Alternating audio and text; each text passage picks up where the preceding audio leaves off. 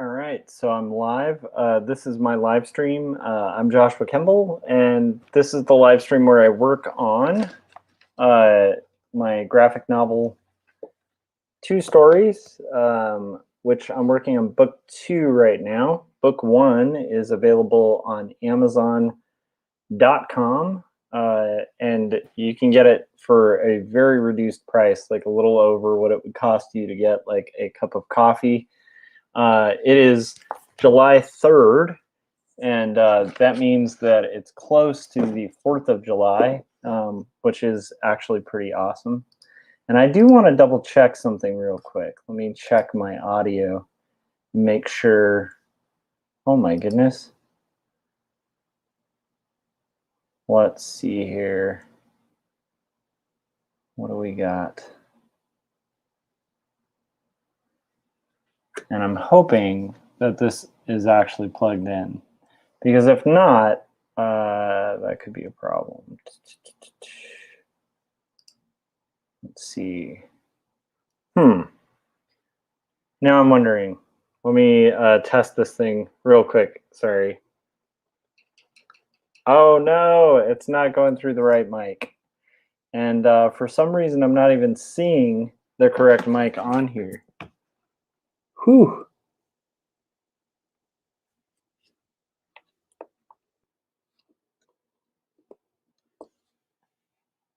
And now I can kind of see what happened. Okay.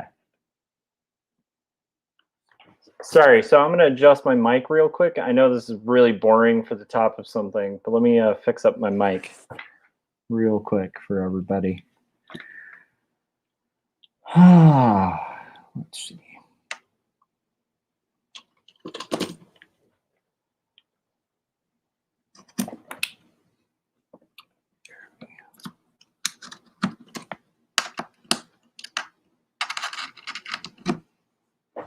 Okay, so in like a few seconds, I should have much better. Here we go.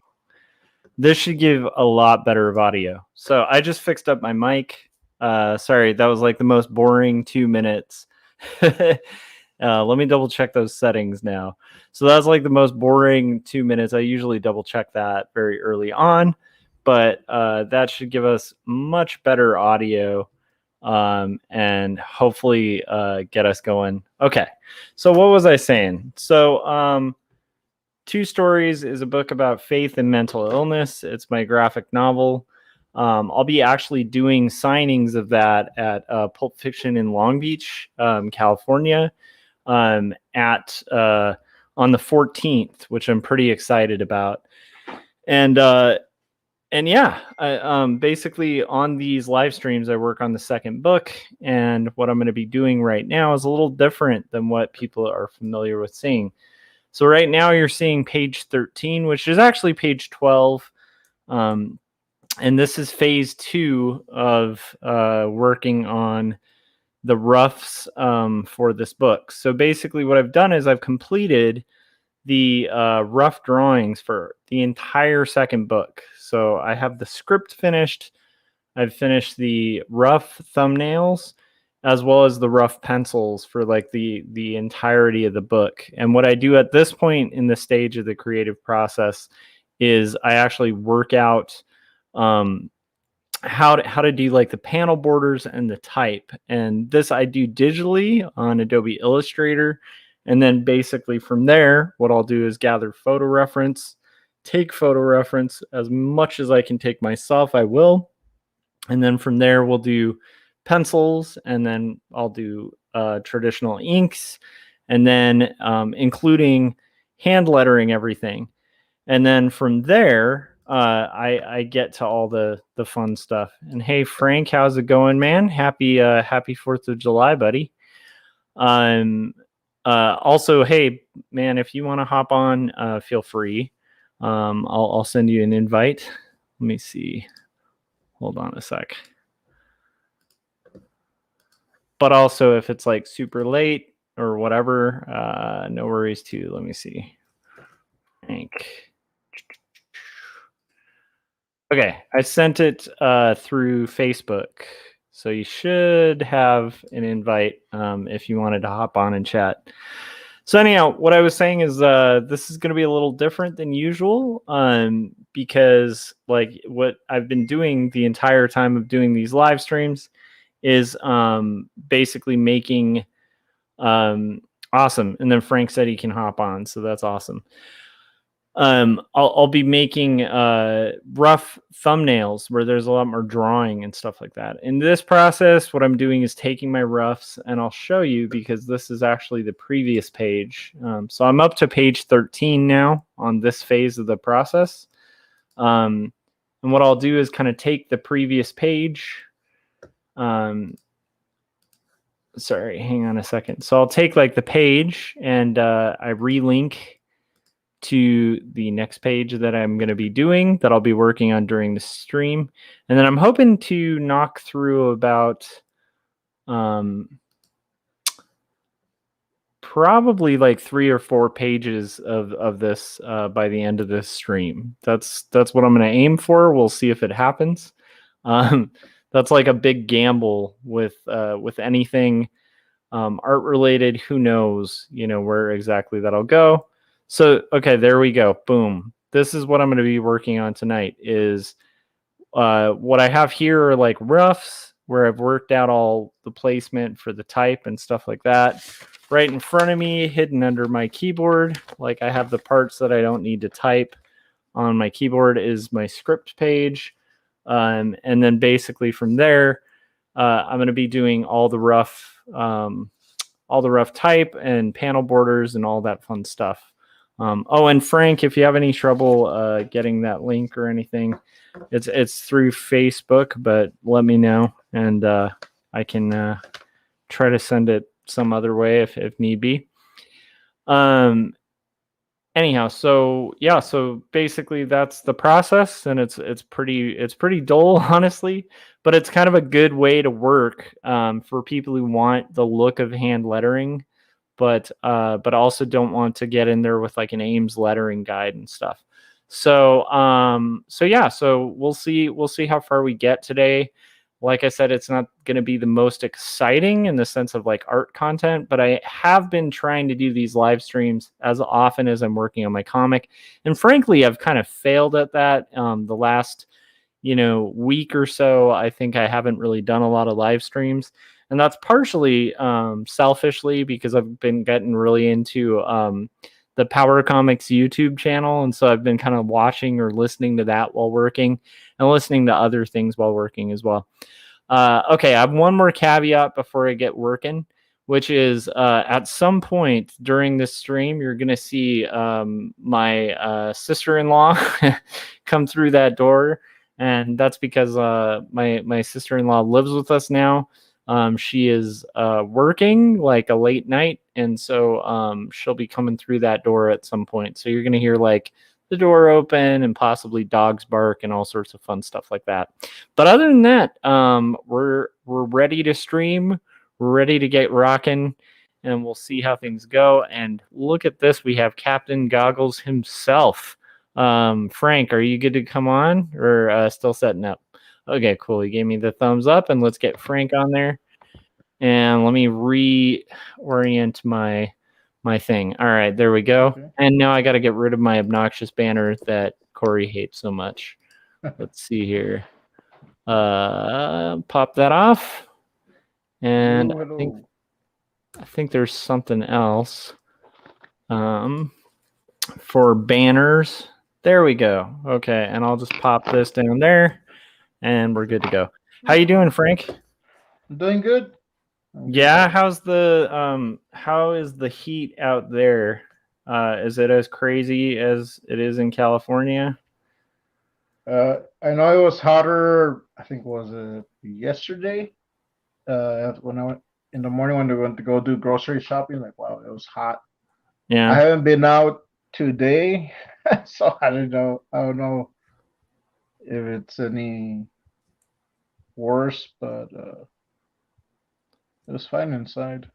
That's good. That's good. Yeah, it wasn't too bad during the day today, actually. My son and I went for a little walk around the neighborhood. He's really obsessed with Animal Crossing. Okay. right now, and which is a pretty cool game. It's like this weird game where I don't know. Are you familiar with Animal Crossing?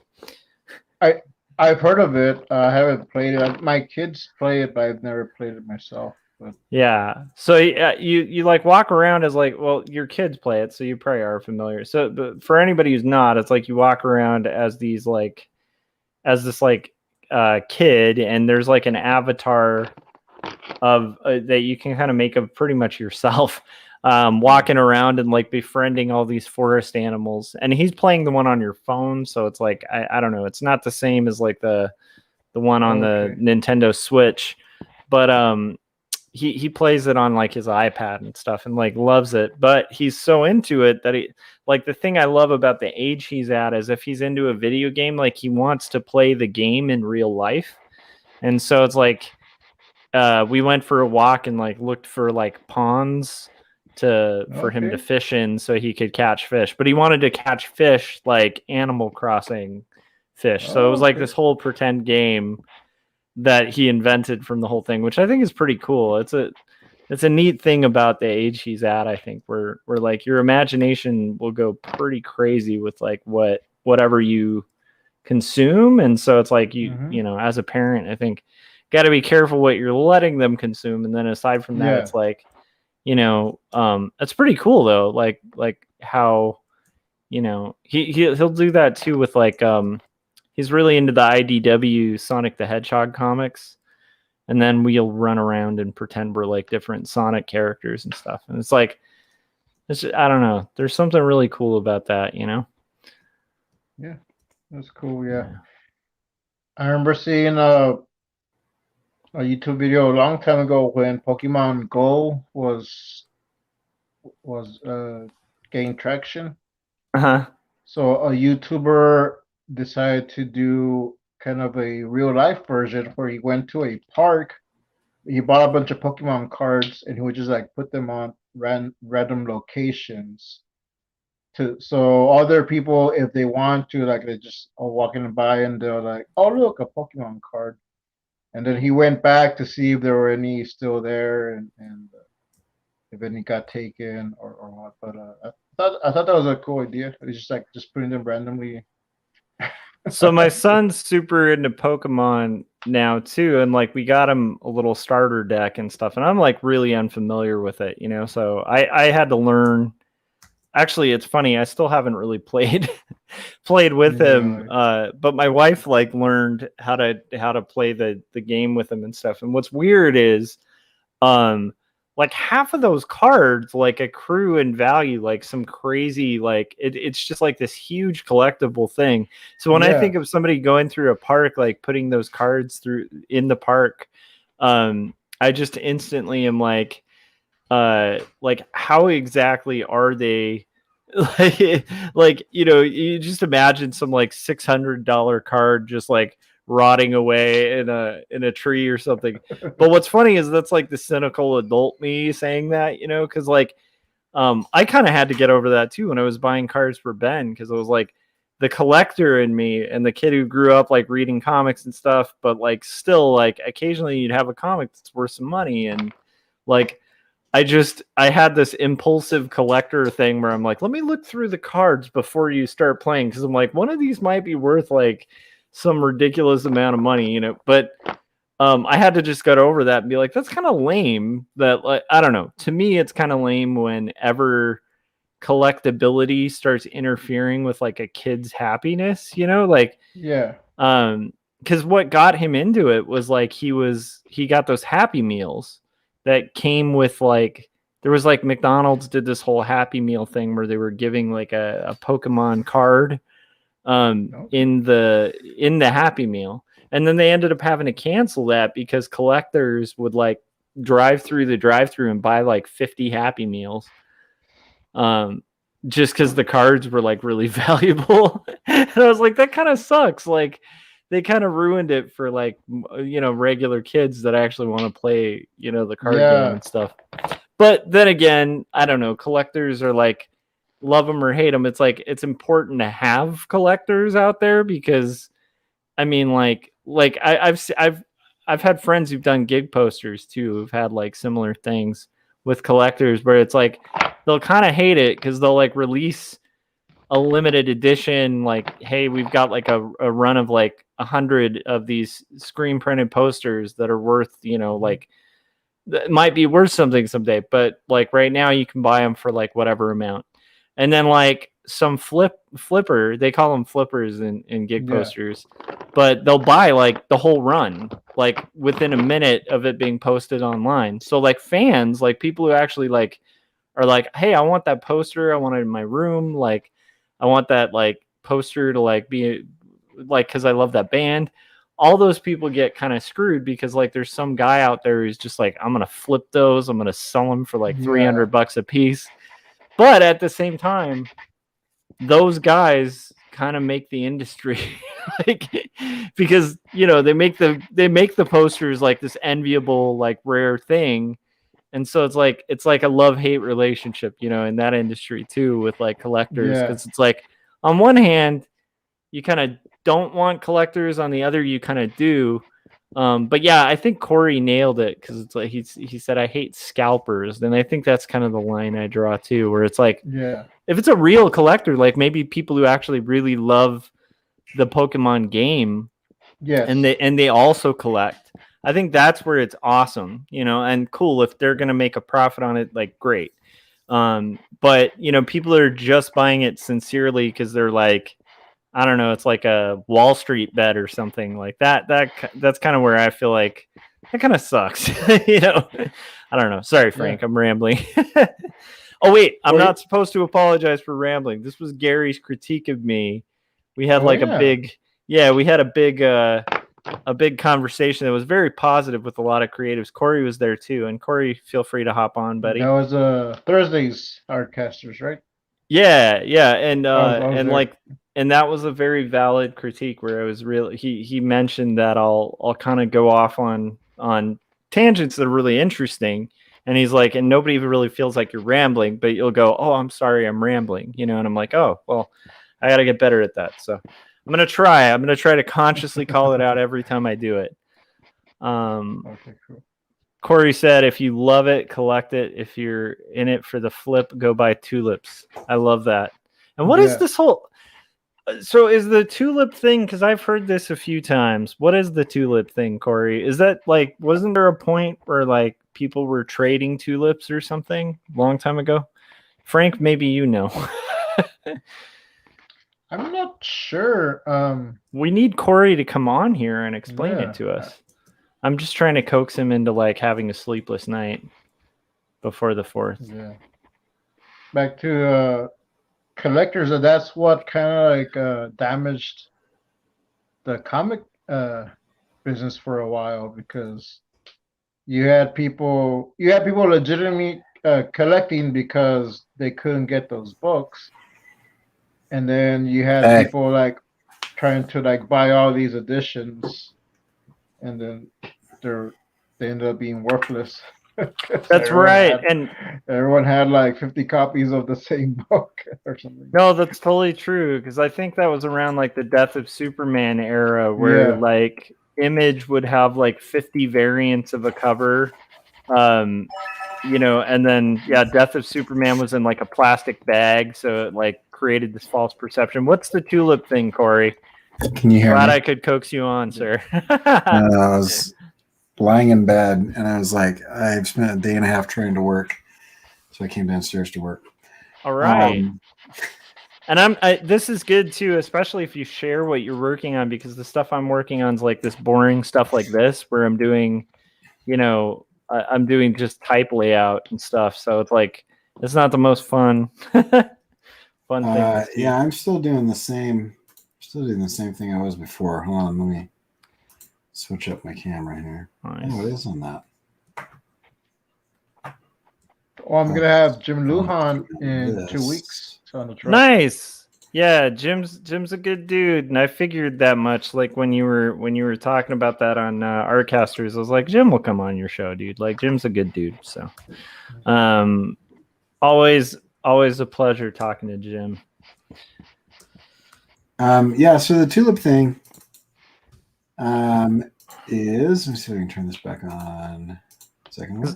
Because I remember it vaguely, but I feel like you will explain it better because my memory of it is shoddy and spotty, if anything. So it's largely considered the first speculative bubble that burst, and so it was traded amongst the upper class. People started buying tulip bulbs in Holland, in the Netherlands. It would be a Netherlands thing. I'm just kidding. I don't know. I don't know anything about the Netherlands or Holland, so it's just funny to me. They were, they started trading them, and then people wanted tulips at first, right? And so they were trading tulips, and then the demand went up, but then the demand outstripped the utility, and so people weren't trading tulip bulbs because they wanted tulip bulbs anywhere. They were trading tulip bulbs because people were trading tulip bulbs. And then people were trading tulip bulbs because the price of tulip bulbs was going up because the demand outstripped the supply. And it became like really fashionable to brag about how much you spent on your tulip bulbs. And so like it was kind of like a status symbol. I remember that spend like ostentatiously large amounts of money because you would just flip it and turn it into more money. And then the bottom fell out and people lost like the equivalent of like 10 years salaries on like a single bulb and stuff. Like it was like a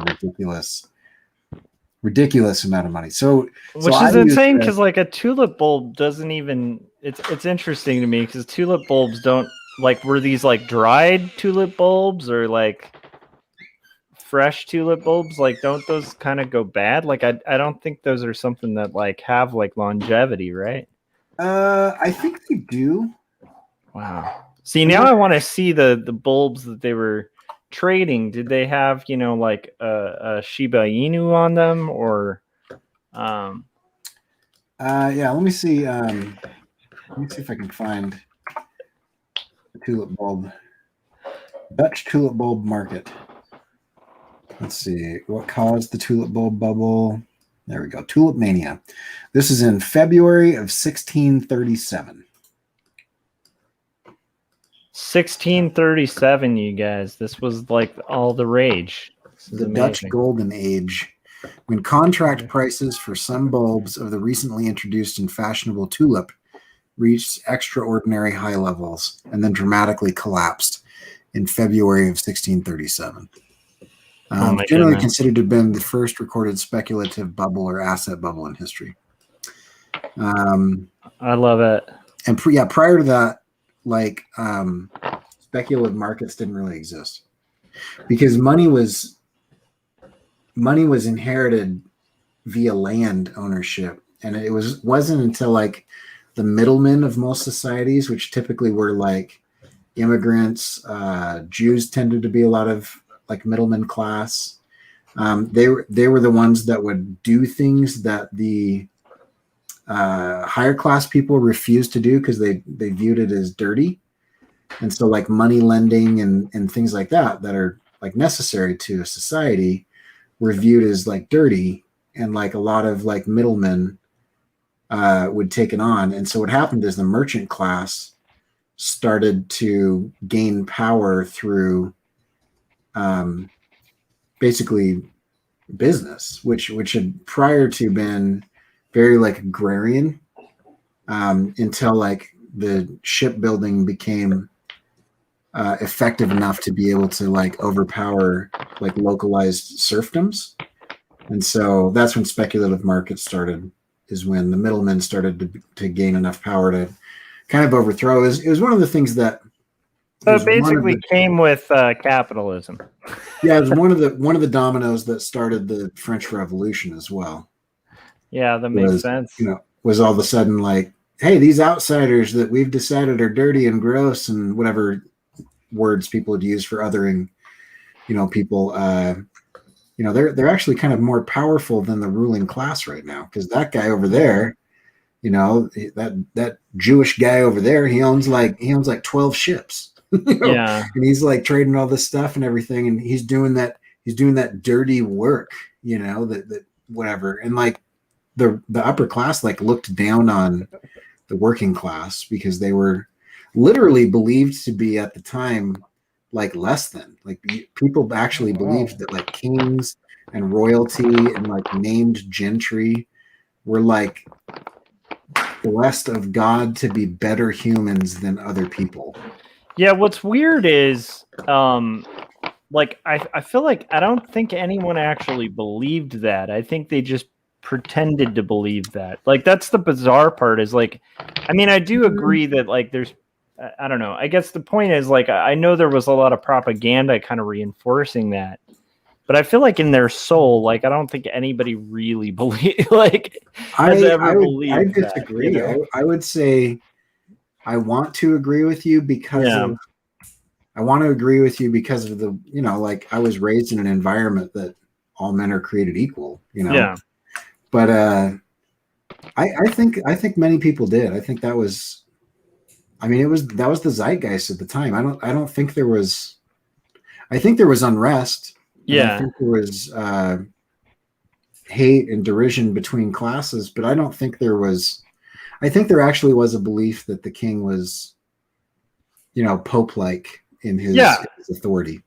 Well, yeah, I mean, like it's interesting too because it doesn't just stretch to the king. Like, I've been like dipping into some like philosophy stuff, mainly like great courses, kind of overview of like the great philosophers or whatever, like different ideas and stuff. And like, yeah, I mean, in Roman times, like for sure they had that idea too, that it's like, hey, the emperor is like, it's like a god emperor. So it's like, you know, like even in the philosophy, it's interesting. You'll read like Socratic ideas and a lot of Socratic and Platonic ideas and stuff are like the root of a lot of the ideas that ended up creating kind of like democratic societies. But it's interesting because it's like even in those thinking, like you know, where Socrates will be like, well, if the king is from God, like it'll be like it always starts with like, well, if the emperor, since the emperor is, you know, endowed with godly abilities and powers, then we are, you know, as mere serfs, we and you're like reading this idea, and it's like it is kind of interesting that was so pervasive throughout like so many societies, but it kind of makes sense, and it probably continues in societies today where it's like, well, those people are the wealthy and like they're blessed by, you know, like I don't know. I guess you're right. I want to believe people don't believe that or didn't believe that, but I think you're right. I do think a general amount of the population probably still believes that. Well, I mean, you know, like you look. I'm just going to go the opposite of what I claimed before. Yeah, you look at the meritocracy that we supposedly live in America, and I mean that gives rise to the same thing. You know, the worship of the successful businessman. Yeah, and there's a lot of the like prosperity, like you know, even in Christianity, there's a lot of like prosperity gospel where it's like, oh, that person's wealthy because they're a holy person. Right. You know, and this person's poor because they haven't, you know, checked off the right marks on their list with God. And so like if they just check off those boxes, like suddenly they're going to be very wealthy. Like that's, I mean, you even have it with like intelligence. You have people saying, well, obviously he's intelligent because look at how successful he is in business. And it's like, those two things aren't like necessarily like a one-to-one direct correlation there.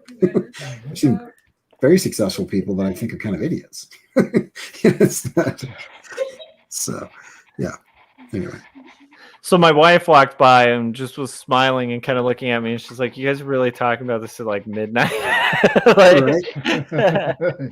Because yeah, I'm a nerd.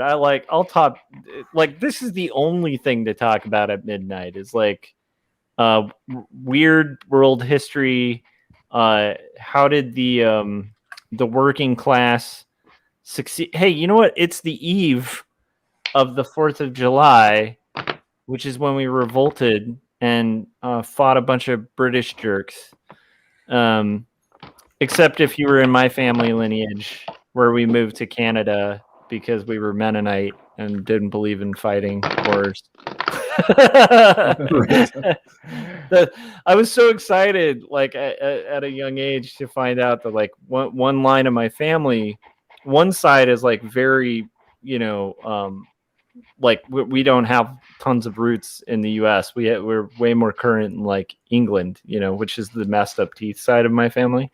The other side is like hardcore, like was here during the revolution. And when I found that out, I was just like so excited. And then I found out we signed the Loyalist Papers because we were like, it's like, I think in the Midwest at the time, there was a giant amount of, I mean, that was kind of all there was in America for a while. The Midwest was kind of America, but it's like yeah, I mean, there was a big group of Mennonites who didn't believe in war or fighting, and so they refused to kind of fight for either side.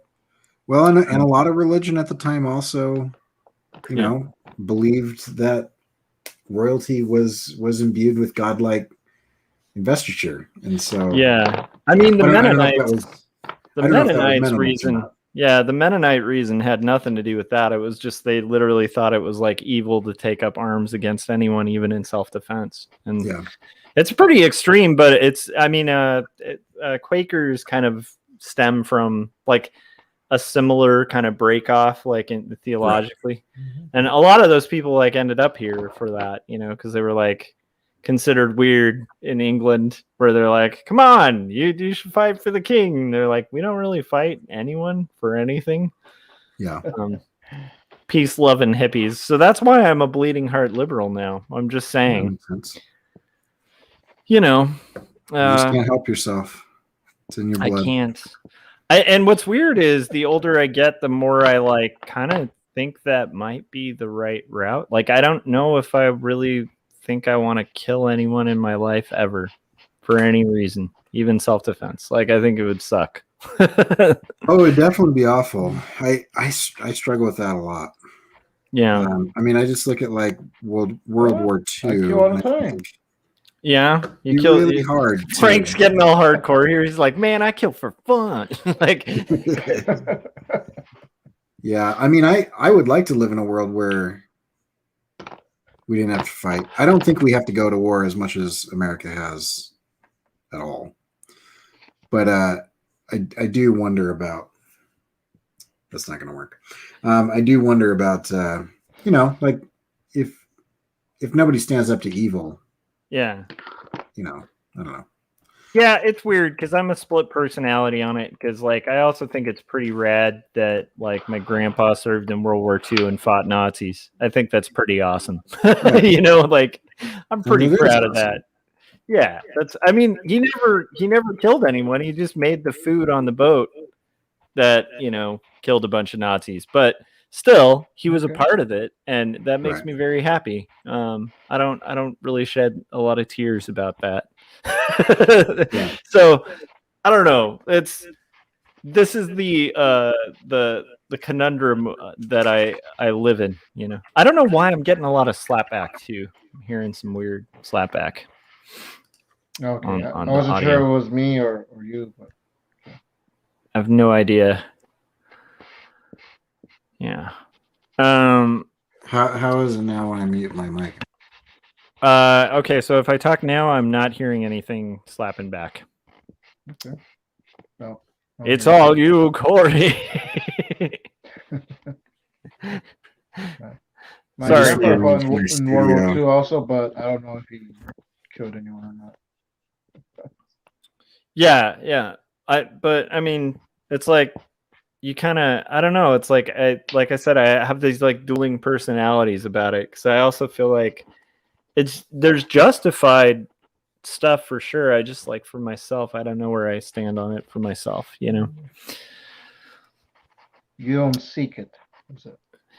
Yeah, I definitely don't seek it, but like weirdly enough, I've even had some questions of the morality of the whole thing in general, even when fighting evil, like for myself, and that's really interesting. I don't know where I land on that. I know my gut tells me, yeah, like fight evil, Yeah. But yeah, I don't know. It's a weird one, a complex one I haven't really figured out. And I think there is like this weird kind of duality we all live with where it's like, there are things within at least within my own philosophical framework where it's a little hypocritical, and I'll admit it, like that one, I don't know. There's two ideas I have and they conflict with each other. I'm not sure where I stand on that. Okay. Did you get the other cards I sent you? Because I sent you an extra one. Yes, I got. So I've got a Charlie Brown shirt variant. Yeah. Which is pretty rad. I wish this was in color to show it, but I've got this whole black and white aesthetic going with the. But yeah, the cards are really awesome. I'm really excited about reading the minis too. I have a whole crap load of books that I got to read, and that's on the top of my stack. So I'm excited because I've got let's see, my friend Luke sent me a script. I have to read his script, and then after that, I'm good to read new stuff. And then I also have Space Dumplings from Craig Thompson, like sitting at the top of the stack too. And then I also, like at the very top of the stack above any of that is Daniel Klaus caricature, which I need to read by Monday. You gotta give me a thumbnail too. I know. I do. What was that? What did you just show, Frank? I want to see. It's a masked woman card I was coloring. Nice. Adam was saying, have you learned about Parmenides yet? Didn't we talk about that a while ago on a stream? Not yet. I should look it up though. And then Adam said, writing stories about good guys killing bad guys. I question that a lot. I get mixed on it because on one hand, I question it. On the other, there are so many, like, I feel like there's got to be a place for like sometimes having something where it's just like straight up like, Lord of the Rings, where it's just like, you've got like evil and good and they're fighting each other. Like, and keep in mind, like Lord of the Rings is brilliant. And I think there is nuance in there, but it's still like very much like, it's hard to like go, oh, that's good and that's bad, and I don't know what that is. Like, there's not a lot of that. It's very much like, red team and blue team, and you're on blue team, and you need to fight red team, or the world will become, red team or whatever. Sometimes in Lord of the Rings, I feel a little bad for some of the bad guys. Yeah, that's true. Like you listen to like some the of orcs, it's like an entire orcs talking in the books. Yeah. Not in the movies so much, but in the books, they're like not super happy to be on the bad team.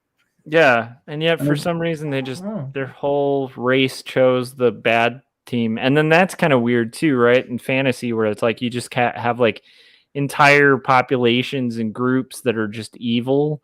That's a little weird too. But I think there's a place for like having that kind of lack of subtlety on it, because I think it makes for a fun story, and you can still have like a lot of deep meaning in it. Oh, and then Adam was saying Diogenes was the guy who came up a while ago. Okay, so now I'm curious. So the other guy is the founder of metaphysics. Oh, nice. Okay. No, we haven't hit on Parmenides yet, so I should look into that. I just said that as if I'm like well read on him. I looked it up on Wikipedia about 35 seconds ago. So I just want to be clear. I have no idea what's going on. I read the first paragraph of a Wikipedia article. You know what? You are as informed as like 80% of the people who are on the internet. By saying that, because it's like, hey, you know what? Like a lot of us find out stuff from Wikipedia, especially for like just a first glance. Like, I really like Wikipedia. I know people trash on it, but I think it's a pretty cool ability. It's not the most reliable thing, but it's like, I do think it's cool. We live in a day and age where like you don't have to like bust out the Encyclopedia Britannica and like find like the 10th volume and look up like whatever plant. Oh, that's the plant I saw yesterday. It's like you can just go, oh, I'm going to describe this weird plant, Google it, and then find the name and then look at on Wikipedia and be like, oh, okay, that gives me a rough idea, you know? Yeah. So exciting times, guys, talking about Wikipedia, working on comics, working on animations, working on collectible cards. What else are we working on? How are you guys doing on this fine night? And how I was going to ask how the weather is, Corey, but I don't want to get jealous. So I'm just not. Oh, it got really hot today. Yes. It was 88. Oh, darn it. I should have known that was like a lineup. I was all happy for like misery there. Gonna enjoy some company and Yeah, I was like, oh man, I don't know if I'm going to be able to take this 88 degrees. you know. I'll tell you what it was. That's It usually was how where I it's was been like- here in the 80s. I was like, I'm going to take my bike out for a spin. So I got on the motorcycle in shorts and I took it out and I went about a mile and it was hot enough and I was in town, so I wasn't going very fast. It was hot enough that I had to turn around and put pants on because my pipes were like burning my leg. So I was like, all right, it's not cool enough to where I can ride in shorts anymore. So I had to throw jeans on today because it was so hot. I feel like you've had like some crazy war wounds from riding a motorcycle. Yeah. Is that just part of it? Is that how it goes when you ride a motorcycle? You're just like, okay, occasionally I'm going to burn my leg. Oh, well, yeah, it depends on the bike that you've got. I have a very stripped down bike.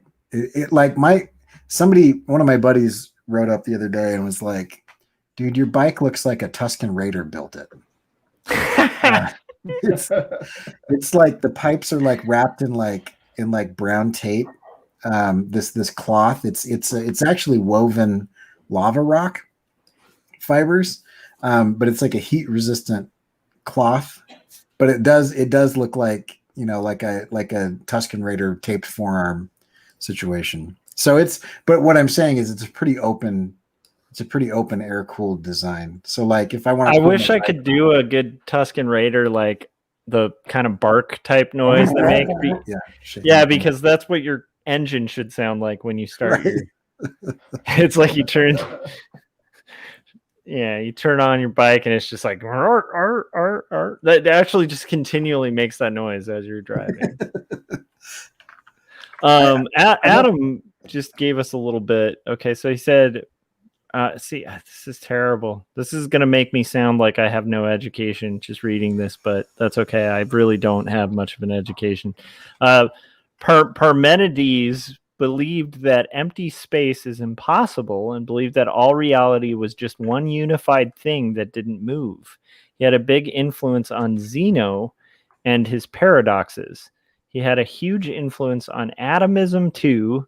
Even to this day, atoms are basically still treated like Parmenidean ones.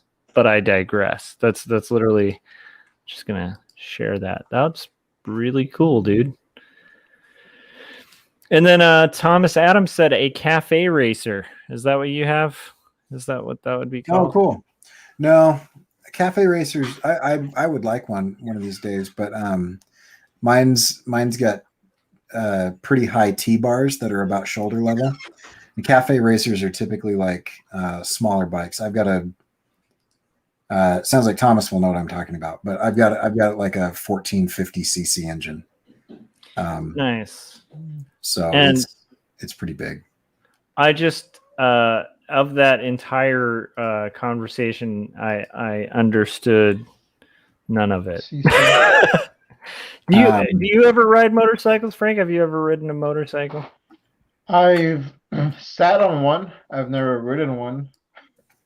Nice. Would you drive a motorcycle? I would if I knew how. I never learned to ride any of that. I'm actually trying to teach myself to ride a bike and a scooter because I've never ridden growing up. So I was like, I gotta ride something. I wouldn't recommend getting into motorcycles to anybody, Yeah, not just you, but to anybody. You would or you wouldn't? I wouldn't. I mean, I okay. think I could tell you how to do it safely, but it's one of those things I've decided to never try to talk somebody into getting into being a biker. So you're gonna statistically, you're better off to not ride a motorcycle. Yeah, I was gonna say you might end up like that's the kind of recommendation where you're like 3 years later when you're reading an obituary, you're like, I feel kind of bad. Should I have recommended that bike? I'm just there's an old bit on a television show that can't be named anymore. That was like a comedic bit where it like this guy goes into a motorcycle shop and he's like, I really want to ride a motorcycle, and the sales guy's like, yeah, well, I mean, you probably shouldn't because they're really dangerous and you will probably crash and probably hurt yourself. And he's like, well, I mean, if I'm just learning how to motorcycle or whatever, it won't be a really big deal, right? And the guy's like, no, like you'll probably break some bones and stuff. And he's like, but like I'm in a motorcycle shop, like you should sell me on it. And the guy's like, well, yeah, but I mean, they're pretty dangerous. So finally he's like, well, I'm still going to take the bike. And then like 5 seconds later, he like eats it and like shreds himself on the road. But it's a funny bit because I think that's how I feel about motorcycles. They scare the crap out of me. I'm not a risky guy. I'm not like an extreme sports kind of guy. I'm surprised I used to even skateboard, honestly, So, yeah. I was thinking about skating. My kids are getting into skating a little bit. I was thinking about it recently. Nice. Yeah. It's fun, but I was thinking about it too, but someone told me, you're going to break your neck. Just learn to ride a bike. All right, fine. Yeah. I mean, okay, I'll give you statistically, if you would like to be safe on a motorcycle, there's several indicators that you are statistically less likely to get injured on a motorcycle. One is if you have an advanced degree. If you're not a young male who's under 24 years of age. Statistically, if you buy a motorcycle and you're under 24 years of age and you're a man, you're gonna die. I mean, statistically, if you're driving a vehicle and you're under 24 and you're a man, you're gonna get in an accident. So that makes sense. Right. I mean, that's why like insurance rates are like skyrocketing high for like young men because young men are idiots. Right. Exactly. Let's see what else. Oh, if you have a larger displacement on your engine, there's like a 1-to-1 ratio on the size of your bike to like the likelihood of you getting in a car accident. So larger displacement is like a wider bike that has more balance to it, or it's talking about the size and power of the engine. Okay. Basically, like if you have a bigger engine, there's a few things that causes. One is that your bike is louder. Like it's impossible. You can't turn your music loud enough to not know that I'm next to you. Like my bike is so loud that it will physically shake cars that are next to me in the next lane over. It's like it's impossible to accidentally change lanes into me because you don't know I'm there. Even got it. Freeway speeds. Okay. And then the other thing is so I always thought like the whole kind of like lack of a muffler kind of vibe was like a style thing. I didn't realize that was like a smart survival thing. Like you haven't heard the phrase "loud pipes save lives"? I have not, but like I always just thought it was like people being like show offy and stupid on their bikes. Yeah, like honestly, I thought it was just like because people do that with their cars just to be like a turd, So yeah. I figured it was the same thing, it's like a muscle car guy or like a biker would do the same thing. But that actually, the second you said that, I'm like, that's why like so many people when they're really into motorcycles, they get like a really loud bike because it like lets you know they're there. So I'll tell you the most terrifying thing that you can see on a motorcycle. A teenage girl doing her makeup on the freeway. Oh my goodness. That is That's the most terrifying thing ever. And so I want her to know where I am, even if she's not paying attention. Yeah, that's a very good point. Yeah, and so those are a lot of the things. So also, if you are under 20 years old, I think this still holds true. It's been a few years since I looked up the statistic, but if you are under 20 years old and your first bike is a crotch rocket, you have a 50% mortality rate in the first year.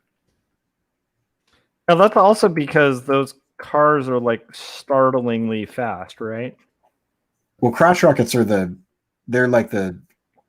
really fast, but they're like, I mean, those are like the Kawasaki and like those kind of things, right? The Ninjas and they're the ones where you're like hugging the gas tank and you're laying down on the bike. Okay. Yeah. What happens is that they're so light. A lot of people, they kill themselves or break their necks on the first turn of the throttle because the bike just flips over. Oh my gosh.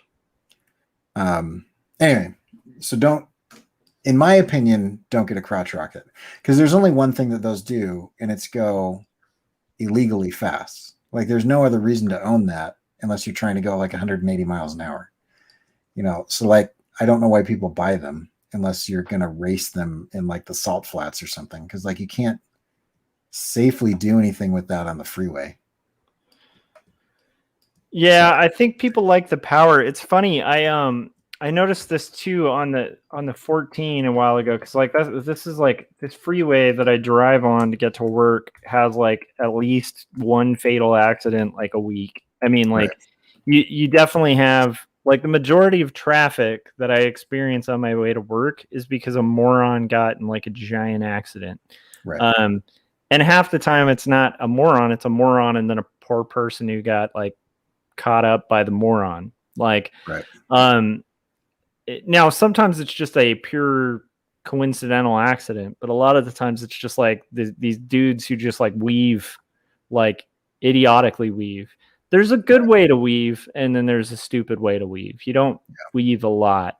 Here's one thing I'll say I love about California. We get a bad reputation for being bad drivers, but we drive so often that we're probably the best drivers in the US. I've noticed this when I go to other states where I've realized like we're very impatient and terrible, but at the same time, like we're really skilled drivers and like we signal when we need to, all of that kind of stuff. The thing about California drivers is that it's an aggressive predictability. Yes. And so you can pretty safely assume what everybody around you is going to do. Oh yeah, like there is no way, like for instance, if you're in Los Angeles and you turn on your turn signal to get in a lane, no one's letting you in the lane. Like that's just never going to happen. You're going to stay in your lane forever. You have to be aggressive. It sucks. I'm no professional driver, so don't take this advice seriously, but I will tell you, people from out of state, when they visit, they'll expect people to let them in, and that's a reasonable expectation. But like, and the thing I like about not living in LA is that very much happens where I live, where people actually let you in. Although it's still California, so like it'll be like the fifth person to let you in, not the first. So you go a little further north where I grew up, and everybody lets you in. If they see your signal, they're like, yeah, come on. Yeah, they're like, we're rich. What do we care? I'm just kidding. My friend, one of my friends who works at Facebook is like lives like really super wealthy, like up north. Like not, I know the area you grew in was more agrarian kind of area, but like, yeah. But his area is like the posh area, and he was saying like the weird thing about living in LA is like wealthy people in LA, like they spend like, $600, $700 on like an outfit that looks like $600 or $700, right? And maybe they're trying to make a deal and make that $600 outfit look like it's like $2,000, right? He was like, the weird thing about Bay Area rich is that like people will spend $2,000 to look like they spent 10. Like it's just a weird culture up there, but that's not really California, I'm being silly and obnoxious. There's supposed to be, the funny thing is I'm being more NorCal by saying that Northern California is not, because like there's a joke about the feud. I don't know if you have to have been aware of the feud between like Northern and SoCal. Well, see, the irony of that is that I grew up in the Central Coast, where so you're Northern just like, California considers us Southern California, and Southern California considers us Northern California. You're like, I have no dog in this fight. Yeah, and we're just down here saying, I don't know what you guys are all complaining about. No one lives here, and it's amazing. So here's the best part about that feud, though, in general, is most of the time LA County has no idea there even is a feud. And then Northern California is just like, man, LA just, I hate Southern Californians. They're horrible. And then in Southern California, we're like, oh, there's Northern California. I didn't even know that was happening. So it's a weird, stupid feud, but it's a funny difference between approaches. Anyhow, I like all of California, and I am rambling about California stuff. I want to hear Idaho feuds. Have you been to Fresno? Yes. Have you been to Bakersfield? All of California. Bakersfield isn't too far from where I live, but yeah, I'll give you that. Bakersfield, I don't know. Have you been to Bakersfield? Have you been to like 18-mile mule train road? There's like a town that's named after this road. It's near Needles, California. There's like nothing out there. Anytime I hear Needles, I think of Back to the Future 2 and the character that Flea played. Mm-hmm. Just saying, because that was Needles. Is Needles, California, the thing with the giant thermometer, or am I like mixing this up? That is not Bakersfield. That is Baker. Baker, California has the world's tallest thermometer. Yeah, and you usually see it, on a trip elsewhere where you have to drive through it. But I love stuff like that. I think you've talked about this too, Corey. Like liking. There's something great about like terrible like pit stops for cars on trips. I think it's some of the best parts of the U.S. for those things. There is a place.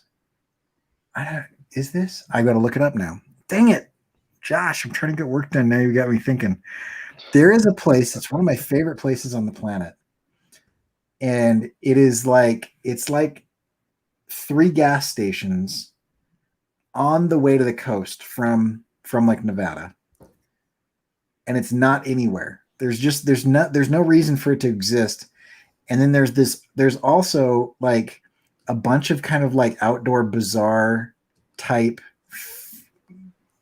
consistent flea markets that sell the weirdest stuff, like concrete lawn sculptures and like gnomes, and just like, I love stopping there because I'm just like, of all the things to sell, are people really like driving? They're on a long drive. There's no other reason to be on this road.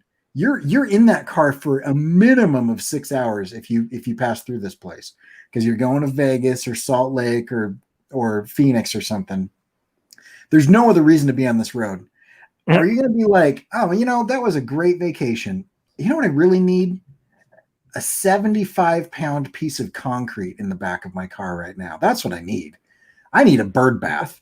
How did I not think of this dragon-shaped bird bath before? So, that's exactly what I need. I love this place. I don't know if I've ever done a vlog of this, but there's a place close to where I live. Like, so where I live is like pretty city oriented. It's like a commuter town, but it's like, it's a pretty large population. Like, if you were to take like the Antelope Valley and put it in a state other than California, it would be like one of the biggest cities in that state.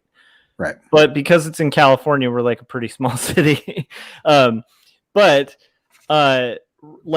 because we're in the desert, like there's all these areas, like Bakersfield's a good example. Like if I drove for like 20 minutes, I'd be in, or maybe like about an hour, I'd be north, I'd be in Bakersfield. Right. But one of the cool things is there's also this area called Little Rock, which is like really crazy and just like tiny and underpopulated and stuff. And there's this place called Charlie Brown's that's like it's as you describe. It's like 5 buildings fused together. Yeah. Just like they eventually just kind of extended a bunch of different like truck stops into one, and then they sell like giant dinosaurs and stuff. Yep. And like Oh, the cool. craziest, like kitschiest stuff in the world. And I don't think I've ever done a vlog walking through there, and I should, because every once in a while, like my wife and I will go there because it's super awesome. And for some reason, they have like the best barbecue in like our area. They have like they're known for like their shakes and stuff like that, but it's like this stop like out in the middle of like nowhere, like no one drives there. Like there's maybe like a home out there or two, but it's like, yeah, I love that kind of stuff. And There's always some guy doing like redwood bear sculptures with a chainsaw. yeah, for sure. They sell that kind of stuff there too. Yeah, for sure. Chris is saying that roadside attractions are pretty charming. Just rewatched Pee-wee recently. Yeah, Pee-wee's Big Adventure, Yeah. dude. Oh man, That's great. And I feel like Neil Gaiman described accurately what it is about that. He says in American Gods that roadside attractions are imbued with like magic, like location magic. Yeah, I 100% agree. Yeah, and it's I love the theory behind that, because he's like, it's not that people are stopping because of the attraction, they're stopping because of the location magic, and then the attraction happens to just pop up. Like some guy's like, hey, well, if people are going to come here, I might just take this ball of twine and just make it as big as I possibly can. Yeah, I totally agree. I don't know. I would love to do, like, at some point in my life, I want to take a road trip with no objective but going to road trip stops. Okay, like, let's do this as before we die. Yes. Get as many people as we can. Everybody gets motorcycles, and we go on like a sideshow road trip, roadside attraction tour of the Western U.S. You had me till you said motorcycles. I'll put you in a sidecar. You can ride with me. You know what? Actually, I really like the motorcycle idea, and if I do, I want a sidecar. I definitely want a motorcycle with the sidecar. You want like the World War II goggles? Yeah, the goggles, the sidecar. Like I want to put like my pug in the sidecar with goggles, and he's got to have like a, of course, a scarf that's like flowing in the wind. And because it's a motorcycle and it would be my first time riding it, the scarf would get caught in like the spokes of the bike, and then I would die. That's how that would go down, Corey. And you'd be like, I was supposed to not recommend people ride these things, and I just told Josh to do it on these road trips. I'll tell you, like there's two ways to do these long distance biking trips. One is the way that I prefer, which is just lone man in the wilderness style. Go do the John the Baptist thing, and the other one is where you do that, but then like some family member or whatever like drives a van behind you with supplies. A lot of people do that, and or the third one, which because I now have this giant family that I can't fit on my bike, is probably more likely what I'm gonna do is you trailer your bike to the location and then ride around when you get there.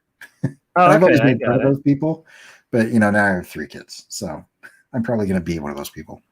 Or your kids will get older, and then you guys will like have like your own little cur biker gang, where people will be like, "Dude, watch out for the curs. They got their location on their."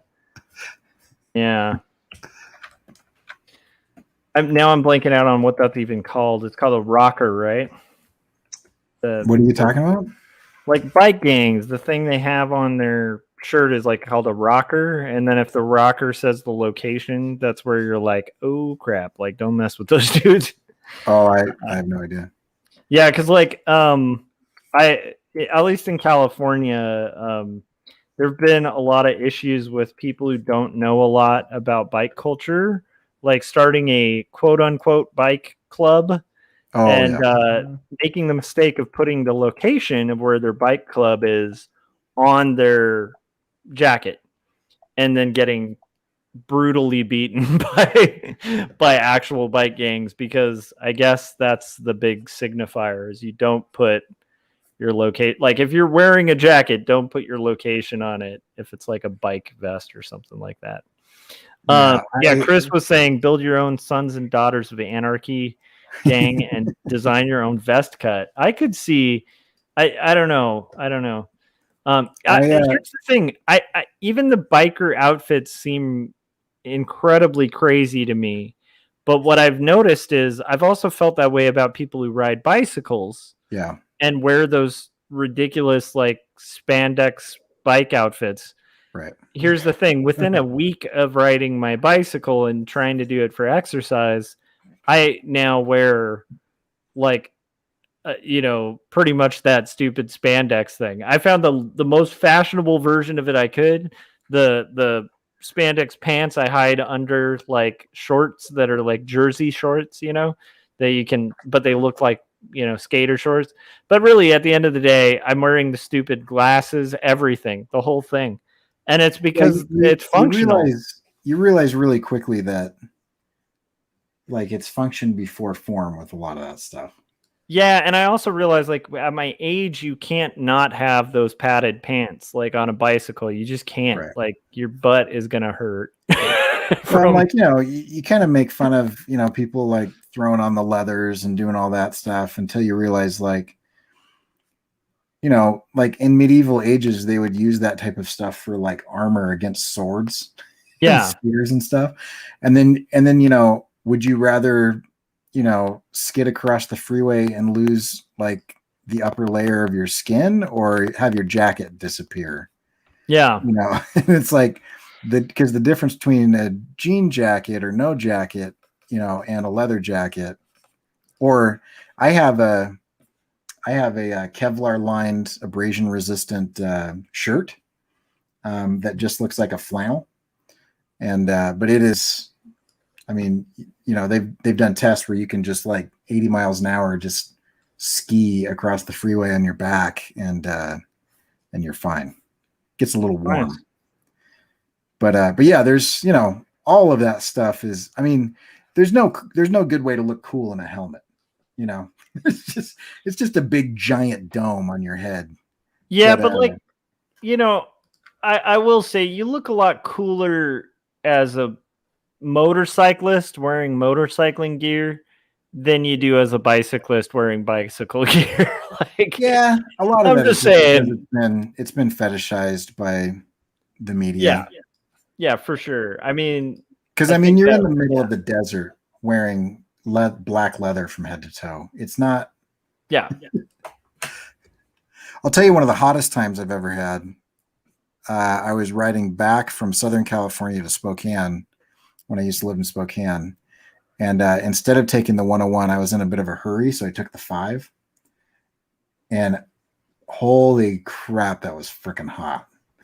It's like in the middle of the summer. And I'm just going up the middle of California, not the coast. Mm-hmm. And I remember I was like, I'm so hot. And so normally what I would do when I'd get too hot is I would take my water bottle and I would dump it down my shirt and crotch, because then it just kind of like, it's like a swamp cooler. It kind of like aerates everything, cools everything off. So I did that on the 5, not realizing that I had been on the 5 for a couple hours. And that water was really hot. I was like, well, that just has got 1,000 times worse. So basically you just poured boiling water on yourself. I'm like, this is really hot. I'm going to pour scalding coffee down my shirt. Like, well, that's better. Yeah. That's hilarious. Yeah, I mean, like the desert's a tough place, man. Like I've even thought about that too. Like another reason I probably am not really finding the idea of a motorcycle appealing is like the area I live in is like, I mean, I've seen semi trucks get blown over on the freeway that I drive on. Yeah. Because it's a valley. And so it's like the second you head from the valley up into the mountains, but it's like low mountains and there's just like there's unstopping wind. There's like absolutely nothing to stop it. So you have high winds in the high desert. Like there's just always wind advisories. And then you have like ridiculously hot weather. Like when we're at the peak of heat here, it gets into like 110s, you know, and up. Not very often up. It's not quite Arizona, but it, you know, it is pretty bad. Yeah. And so like, I think that would, I don't know though, but it is weird to me that I'm not like the type of person, I don't know. I just like, I don't know where the extreme side of me is. I think that might be a personality thing too, because I've seen it with kids. Like my son's super safe about stuff. His niece is insane and she'll like jump off a tree that she like just climbed and then skin her knee and be like, meh, that's cool. And it's like they've just been like that forever. It's weird, you know. I don't know if that'll stay, but it's just an interesting. I wonder if that's like a different thing. I don't know. But I did used to skateboard and like fall and like rip up my knee and be like, okay, I'll get back on. And you know, Right. now so here's the thing about skateboarding, Corey, though. It's different at the age we're at. Because I used to bomb hills. I never skateboarded, but I would longboard. Oh, okay. And you know, you're going 18 to 25 miles an hour on a longboard sometimes, which is doesn't sound like fast for people that drive cars, but I used to make fun of longboarders until I worked at LCAD, and then LCAD, like that long hill by Laguna, a lot of the students would like bomb those hills, and I saw videos of them doing it, and I was like, okay, I'm not making fun of longboarders anymore. It's that's fast. And I had a friend break her pubic bone on a skate trip that we went on one time. I was doing a shoot. And that was hard. And I had another, I bailed one time. You get speed wobbles, and then the board, because like to turn a skateboard, for those of you that don't know, you lean it one way or the other. And so speed wobbles and turning are the same thing, except speed wobbles are kind of uncontrollable. And so I got speed wobbles, and normally you try to carve out of it by just turning really hard one way or the other to like force the trucks to stabilize a little bit more. But I got speed wobbles, and before I could stabilize it, the board just cut 90 degrees to the left, and I continued going forward. So I hit the ground, and I just rolled probably about, I don't know, felt like 40 times, but probably at least a dozen times. I was just like, and you kind of make a little bit of a roll bar across your face and chest with your arms. And that's now, like when I was 24, I could do that all the time, and it would hurt for a couple of days. And, you know, like your skin would, the road rash would last longer than the actual injury. Oh yeah. And then now I'm like, I just wake up sometimes and my back hurts. Yeah. So I did skateboards a while ago for this company called Worship Skateboards. And I had done the art for their decks because I like skateboards, and I used to skateboard. So I was like, sweet. And they're a good skate company. I did decks for them, and then I ended up getting one of the decks, and I was like, okay, I'm gonna get like trucks and wheels and like the right like gear for this, and like I bought all the stuff I used to get, like Spitfire and like had everything all set up, got really nice bearings, like did the whole thing, and then and it was a shortboard. Yeah. And so then I went skateboarded for about 15 minutes. I did an ollie, ate it, landed on my hip, and couldn't walk for about a week. And I was like, yeah, I'm not gonna do this anymore. Yeah. I just the pain was like, and this was like in my 30s. So I'm like, but that's when I decided, like, whereas it's funny because I knew Kevin at the time too, and he was skating all the time. And I realized the trick with skateboarding is if you never stop, Right. then you can continue skateboarding.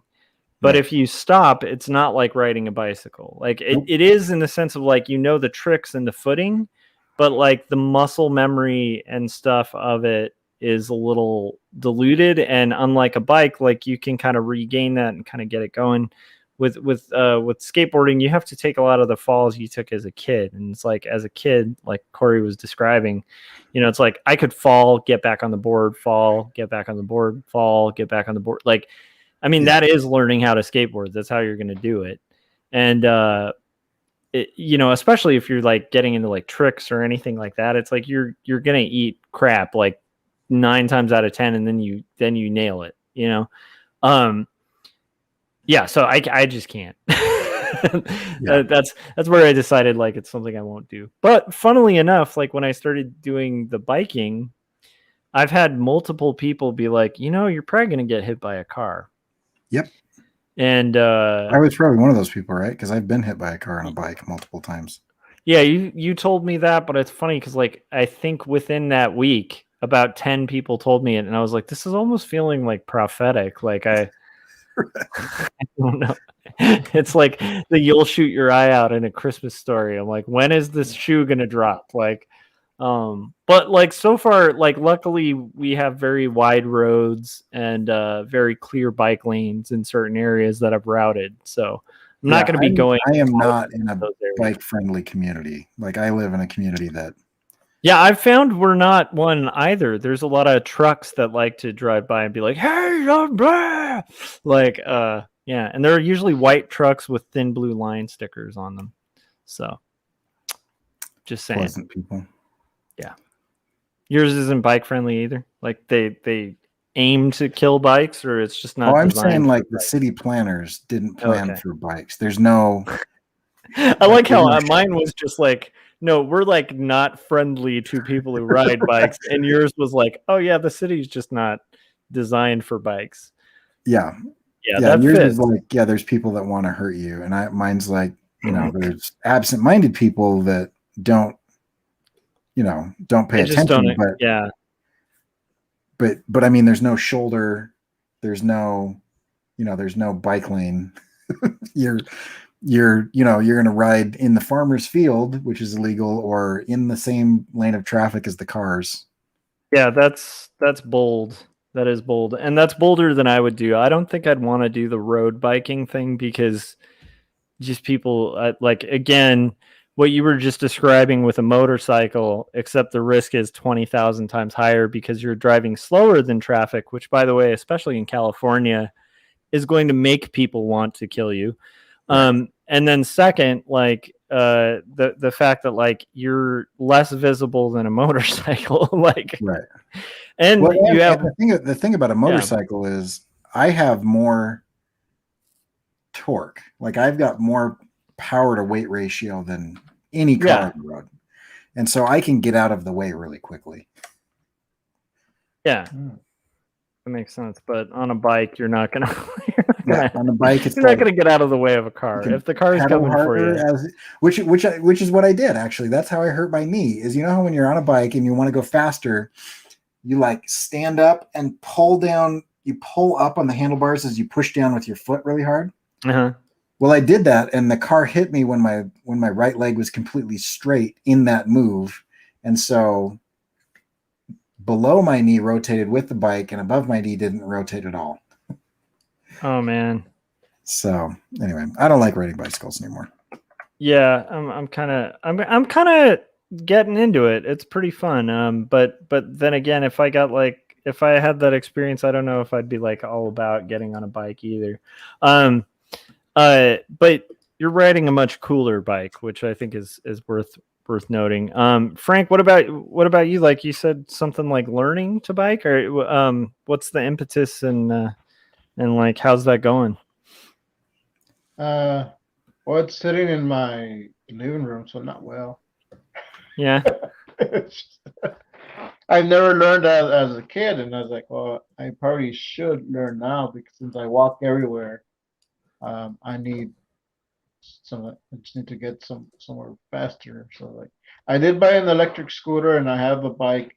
So I'm hoping one of those I'll stick to it long enough that I'll learn.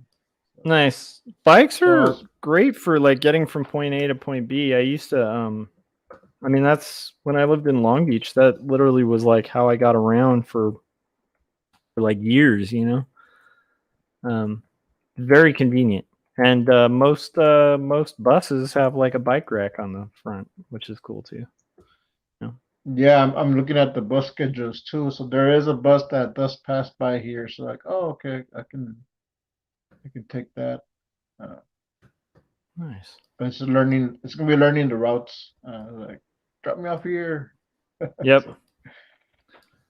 Yeah, the routes are a pain in the butt. And then also the frequency. Like when you learn the routes, learn the times. Cause like Yeah. one of the worst things when you're doing the bus commuting thing is like you have to transfer from like one bus to the other, and then your bus runs a little late. You're like 5 minutes late for the bus that runs every 2 hours. So you're sitting at a bus stop like in the middle of nowhere for like 2 hours. That can be a beast. But other than that, like, you know, buses are pretty awesome. And if you have like decent amounts of it in your area, that'll help, you know. If Chris was saying, as a kid, I always preferred riding my bike on the sidewalk, rarely the bike lane. Yeah, and it used to be legal to do so. In California, in my area, it is illegal to ride your bicycle on the sidewalk, which is kind of a trip. It's way more dangerous to ride on the sidewalk than it is on the road. It is, and I think it's because of cars backing out, right?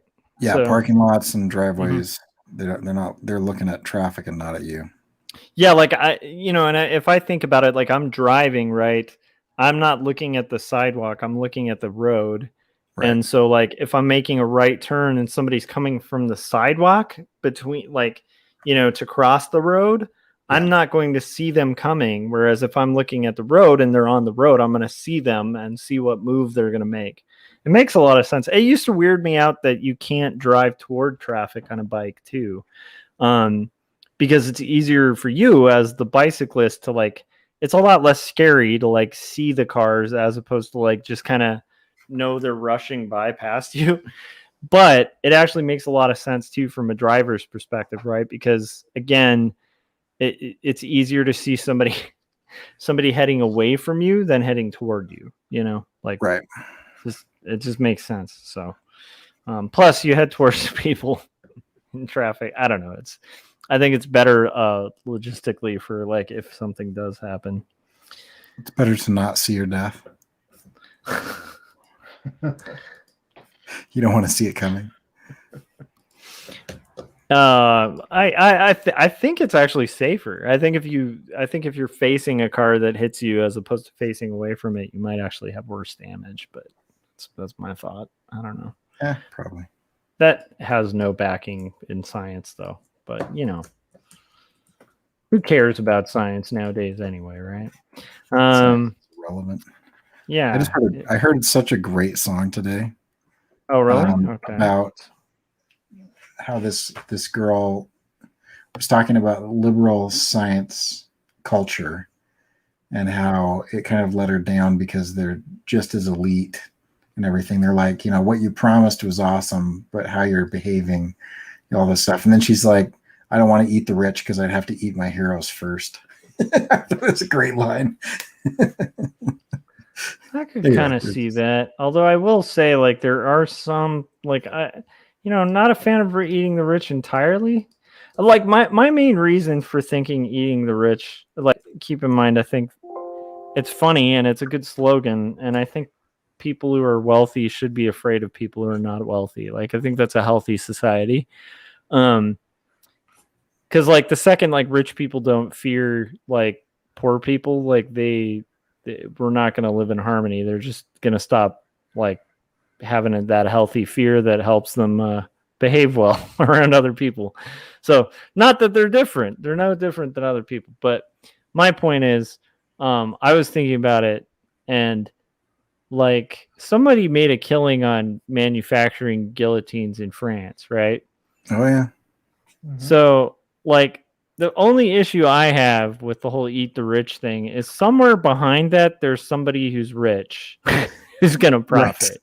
Yeah. Like, that's the part that I hate. Like, I am all for some revolutions. I think some revolutions might be even called for and stuff like that. But I think that you have to be really careful with, like, especially the kind of French Revolution-esque revolutions, because often they pave the way for even worse scenarios. So, like, that's for me, like, just as a history nerd, like, that freaks me out a little bit when people think that's going to solve the issue at hand, because Right. 9 times out of 10 it's just going to give more money to more wealthy people, and then, like, more poor people die. Like, that tends to be how it results. But I don't know.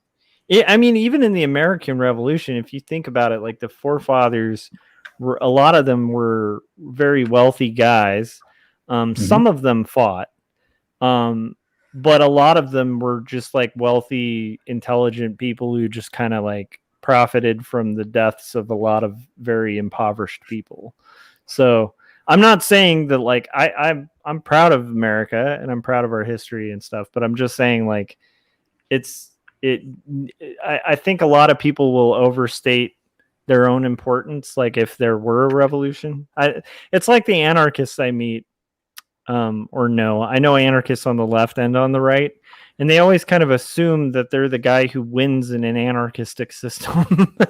And quite often they're not, like, the biggest people. And I'm like, I don't know if you're going to do so great in this scenario. Like, I don't know how that pans out for, so I guess that's what I think of the eat the rich thing, which was a total tangent.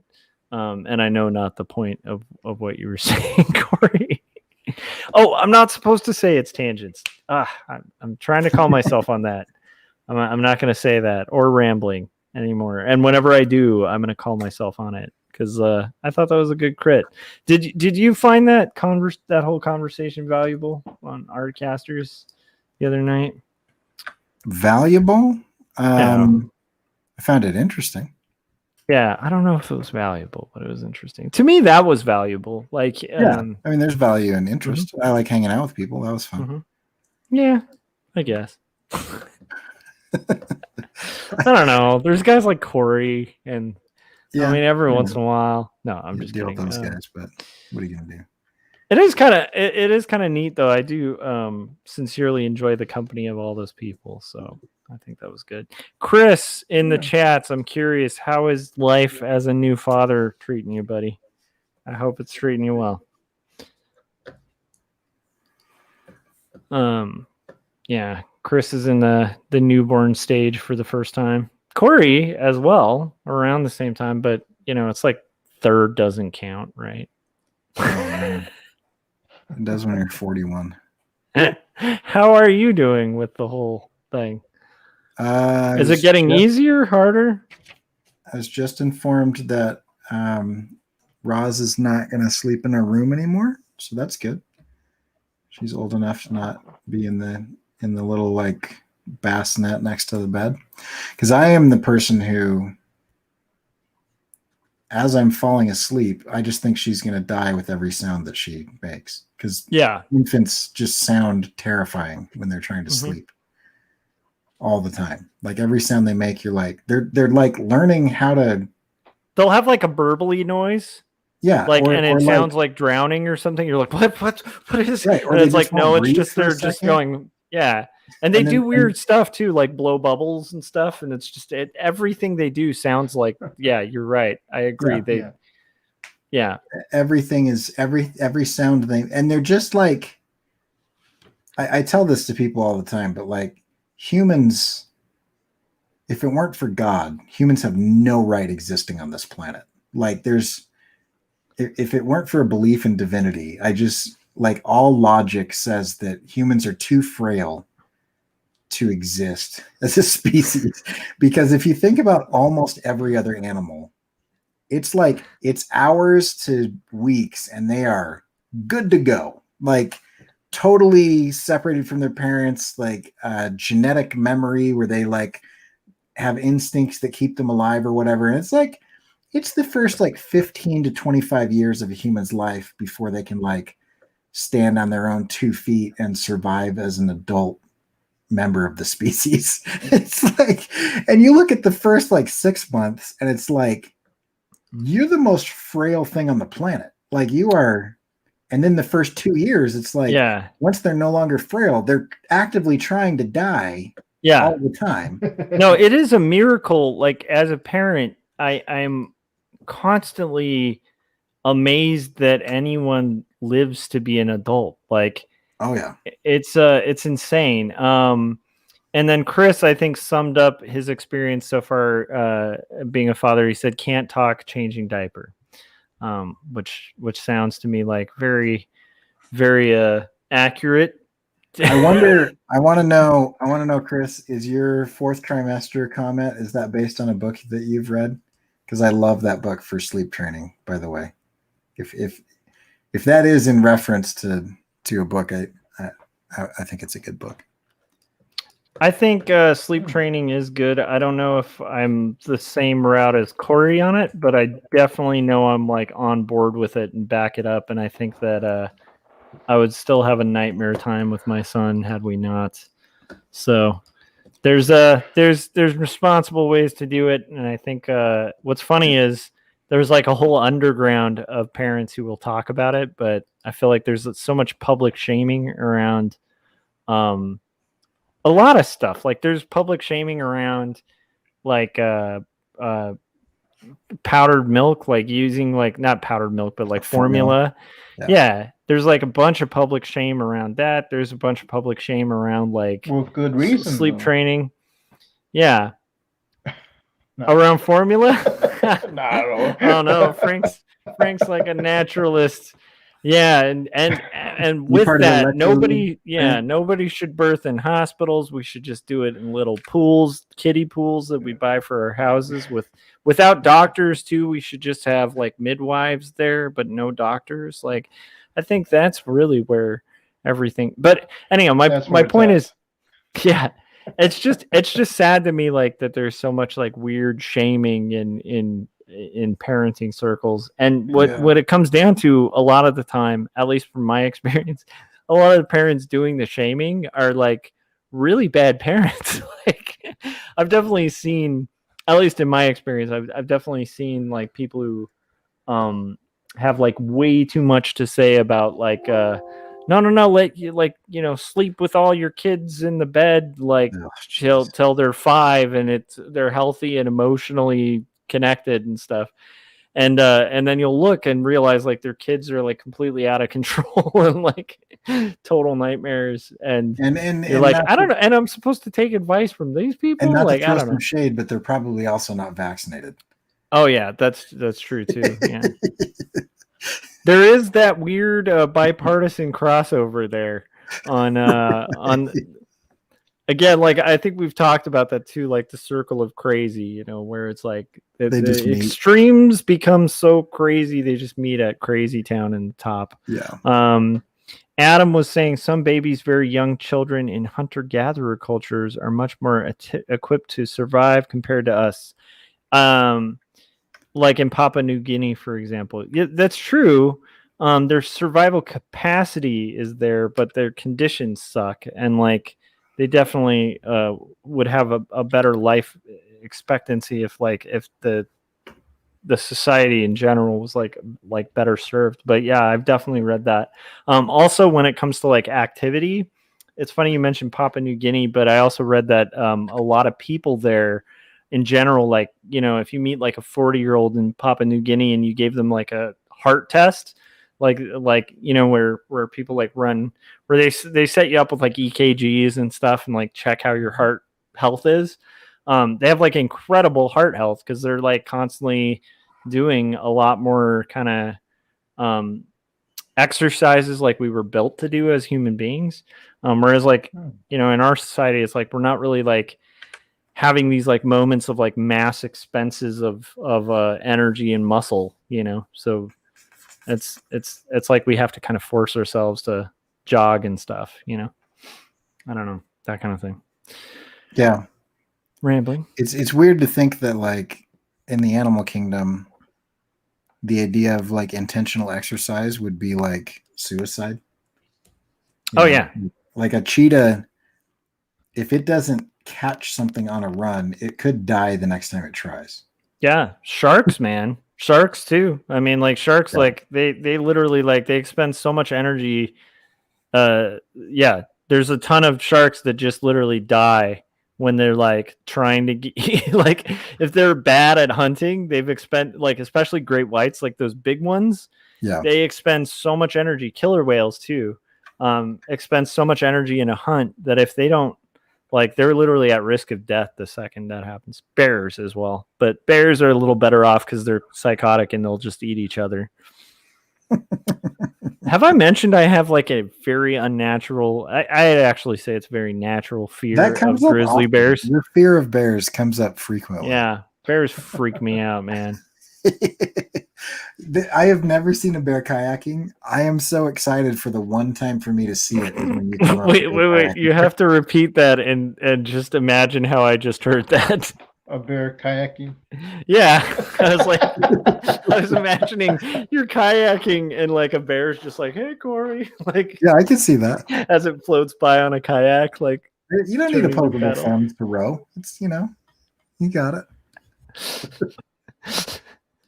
Oh, and then there's a whole story to that. In fact, I think that might have to be my next comic, is the kayaking bear. And then it'll have a whole backstory of like, where did the kayak come from? Like, what happened to the missing owner of the kayak? That'll be a bunch of hardened sleuth, like tough guy. Okay, there's the plot. Like, it's a tough guy cop who moves from New York to like Idaho.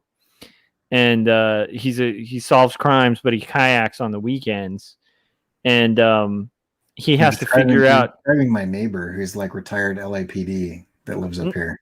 Nice. I wonder if he knows my brother who is retired LAPD. They might.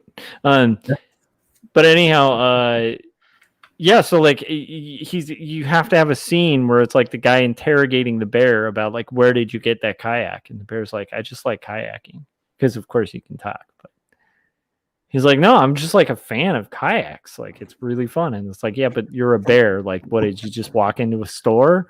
Like, it could be really funny if you treat it sincerely. I don't know. I'm throwing out ideas here, you guys. If that's a good pitch for a comic, let me know. Kayaking bear. I'm just saying it's a possibility.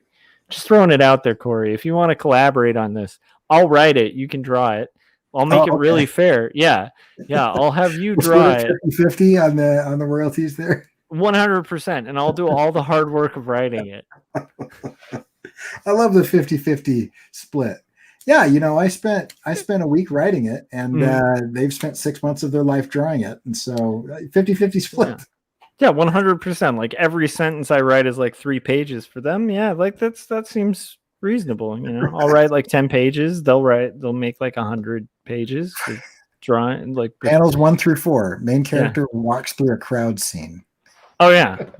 Well, yeah, and this comic, Corey, that I'm gonna have you draw and I'm gonna write, it's gonna have a lot of horses, right. a lot of just to set the scene. Here's some. Yes. Here's a ranger on a horse. There'll be a Cub Scout troop.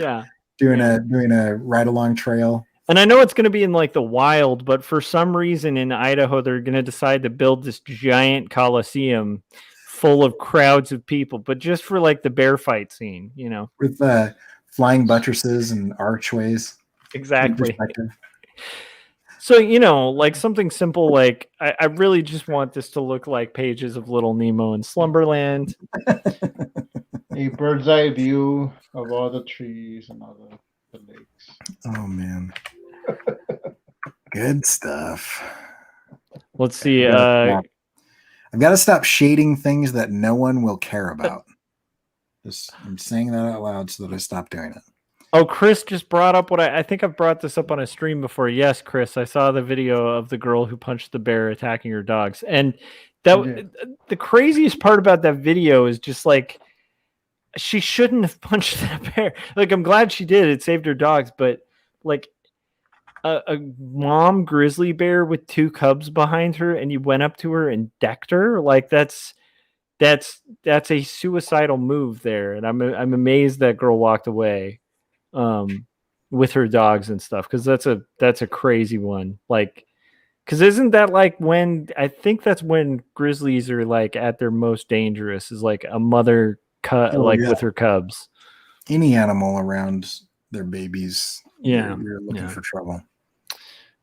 Gary, there is some talk about paleo parenting. Jared Diamond applies some of his experience with tribes to raising his kids. Huh? Interesting. I don't know. There's all paleo. Can I say the concept of, because they did it in the olden days, it's good? I hate the argument that like I'm not saying everything that's old is bad, because that's also an equally stupid argument. But I hate the argument that because it's old, it's good. Well, that's actually, I mean, there's a reason you hate that, Corey, because it's a logical fallacy. Like, it's so stupid. And I'm not saying I don't know anything about paleo parenting. It could be amazing. I don't know. You know what though? Let me counter that, because I think I heard from some authorities, Corey, that what you're saying is wrong. That like there's some very famous authorities that say that because things were done in the past, they should continue to be done. That could be a fun comic. I'm sorry, rambling. Logical fallacies. I can't say rambling. Logical fallacies. Do a whole book of just fallacy upon fallacy, where like the entire, it's like everybody's sentences are just constant fallacies. Okay, wait. If you are playing a bass guitar and you're leaning up against something, your left leg would be up in the air and your right leg would be straight, right? Let's see. So you're right-handed. That's a right-handed bassist you're drawing there, because you strum with your dominant hand.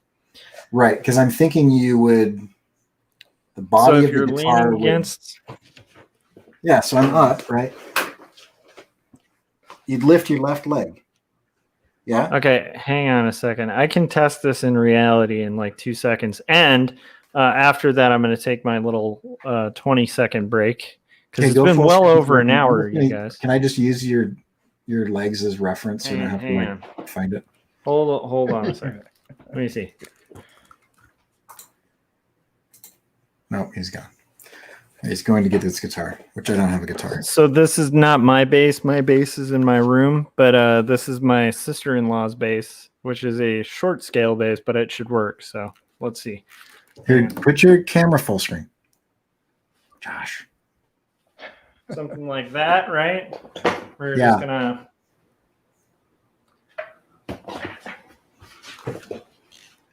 Okay, so I just realized. So your right leg's actually going to be a little bit forward, and your back leg's going to be bent and behind the right leg.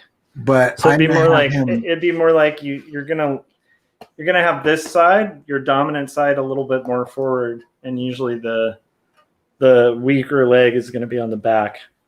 What if you're partially sitting on like a short stack or something? Because I've got him sitting on a speaker in the shot. Okay, so if you're sitting, you're going to have most of the weight is going to be on your right leg, and then your left leg is going to be loose. Okay. Because you have the body of the guitar, right, that you're kind of propping up a little bit. Okay, that's what I was thinking. So the left leg would be bent somewhat, or could be. Yeah, your right leg is going to be straight. Left leg will bend. Yeah. Okay. Yeah. At least for me, that's what. Yeah. This is a very short bass, but it's awesome. Anyhow. I wish I could pull out my actual bass, but oh well.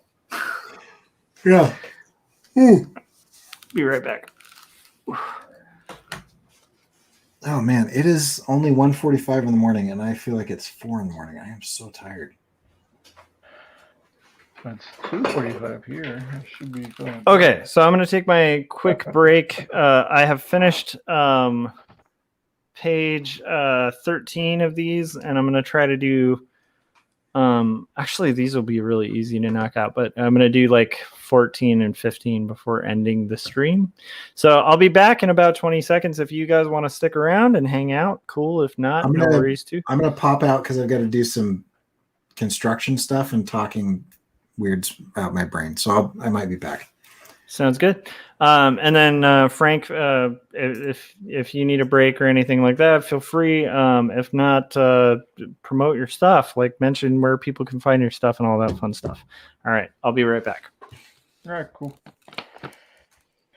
You can find my channel on Salazar Art Nation. We also do the Turaco Creative Cast every Monday night at 9 p.m. Central. Not this Monday, but next Monday, we have Jim Lujan on. And right now, I just finished this mini comic. So if you want to get your own copy, you can send me a message on Instagram, Twitter, or Facebook. And you can DM me, and I'll send you my PayPal. So let me see if there's anyone in the chats.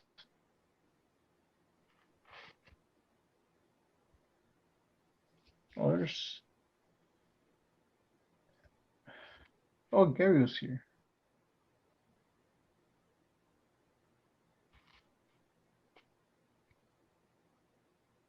Wait, Chris. Yeah, this mini comic. It's an 8-page story. Let me get out of here. It's an 8-page story of a masked woman, but I made this one look like a journal because it's called Masked Woman's Journal. So it's about a masked woman. She has a dinosaur egg, and it hatches. So she's taking care of a baby dinosaur. I was promoting my mini comic, and Chris asked what it was about. I love it. Yeah, I saw that in the chats. That's cool. Is that what you're working on right now? Out of curiosity. Well, I'm working on a panel for another masked woman and Captain Gago's story. Well, nice. I'm trying to get a pose of masked woman blasting, and I'm thinking I need a reference for this because I just have her like standing very straight and it doesn't look very natural. So, but yeah, I'm doing a few Captain Goggles and Masked Woman stories. This is a standalone story of just Masked Woman right before she meets, or it's a few months before she meets Captain Goggles. So I'm just kind of setting up the world, some of the characters that are in her area. So one of them is a baby dinosaur. So I should introduce the baby dinosaur somewhere. Nice. So nice. And, so yeah, so that's the one I just finished. I'm working on one that is a continuation for the second mini comic, the second mini issue. So it takes place right after. Nice. I'm just trying to do some quick kerning of a tough to kern type, but I think I knocked it out.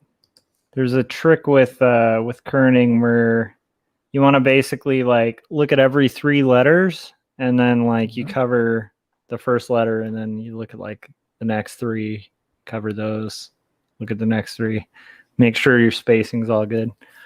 And it's mostly problematic on a font like this with like the A, so that's the fun thing I was just doing just now. But so that's page 15. That's the easiest page I will ever have to work on for this whole thing. So the chapter titles are going to be included on these too, which is kind of interesting. So the length of this book is going to be pretty long because I think without chapter titles, and I also I'm going to do like I did with the first book where the cover, is like a page. Yeah. It's going to be like that as well. So those will be included as well, but it's going to be like quite a bit longer than what I initially anticipated, which is cool. I knew it would be a little bit longer than 2 stories, but it's looking like it might be around 140 something pages total, which will be interesting. So I'm pretty excited about that. Chris was saying regarding your plot, he said dinos sounds cool. Yeah, dinosaurs are cool. It's hard to go wrong with dinosaurs, you know? This is one of the characters that's at the end of this one. But as I write more stories, it's gonna actually get into stuff. So. That's awesome, dude. I'm pretty excited about reading those minis, man. It's gonna be cool. Let's see. So you did a video recently, and I still haven't been able to watch it, but it looked really cool and compelling. Because let's see here. Did I accidentally? Was it? I think it might have been when I was putting this together. Yeah, and you were talking about kind of like using different papers and stuff, which I think is really cool. And I wanna check it out because I do think that's one of the fun things about minis is like you can really have fun with minis, you know, like paper quality and stuff. Yeah, like this one is regular printer paper. Yeah. And I decided to make it look like a journal, so I use like these textures, so it looks like weathered pages. That's cool. And on this version, same thing, but I use resume paper, so it looks a little bit more yellowish. I like it. You know what's cool? I will just recommend this for anybody making minis or like printing their own books. There's a company called the French Paper Company, and they have like some of the prettiest paper you'll ever see. And when I used to do screen printing, like I took some screen printing classes in college and stuff, and you do like these, you know, giant like poster prints and stuff like that. I was really surprised because like, I mean, you know, they'll run you like $40 a ream, right?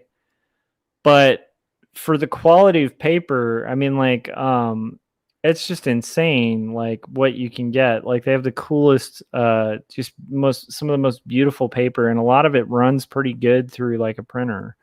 So just throwing that out there for anybody like making minis or anything like that. Like you can buy like different paper stocks and stuff, and just get a ream, and then that'll last you like a whole run of, you know.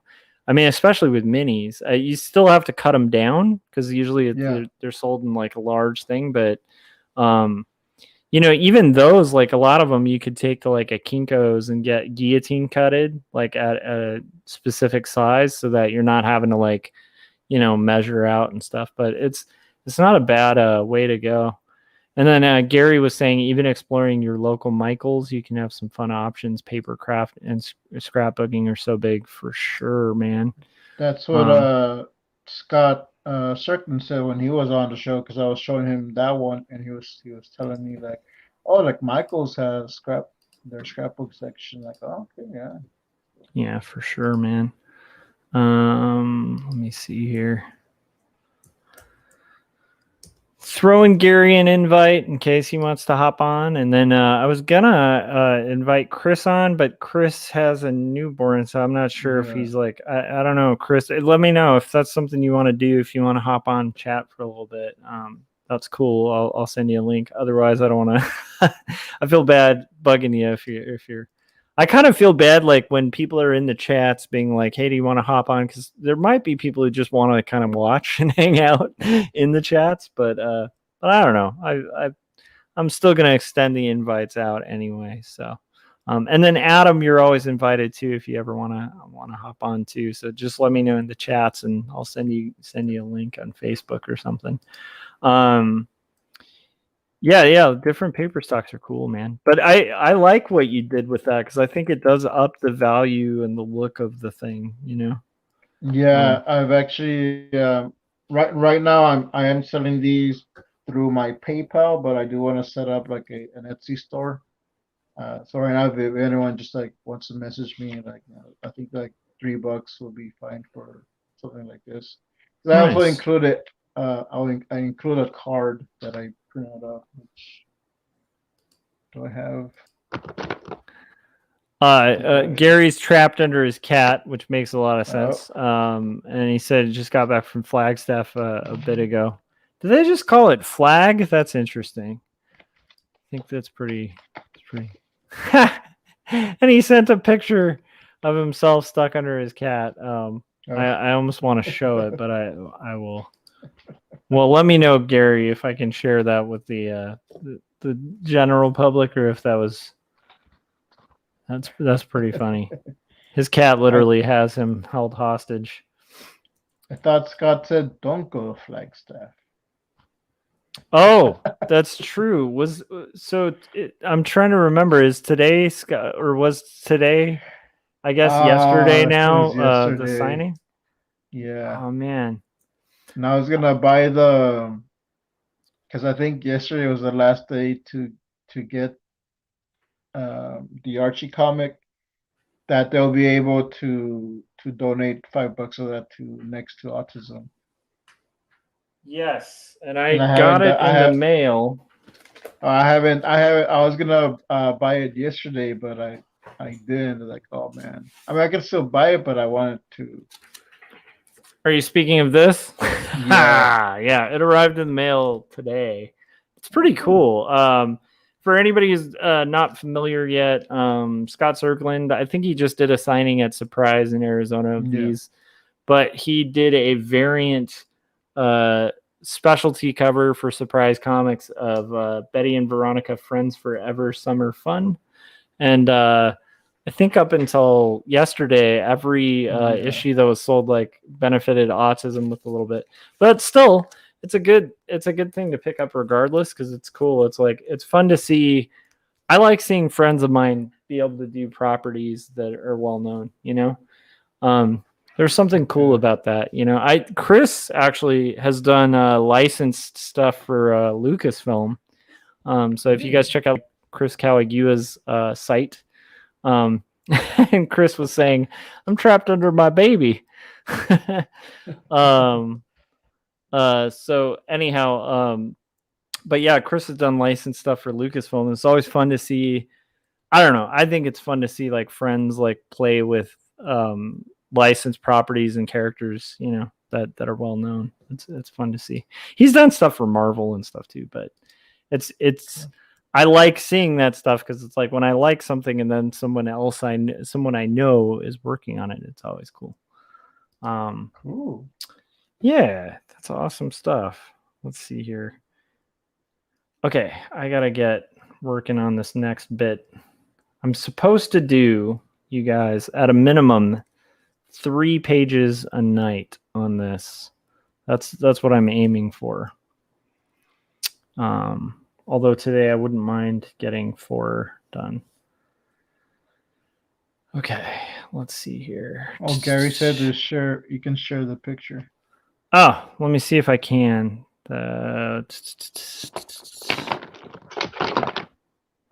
Here we go, and let's just.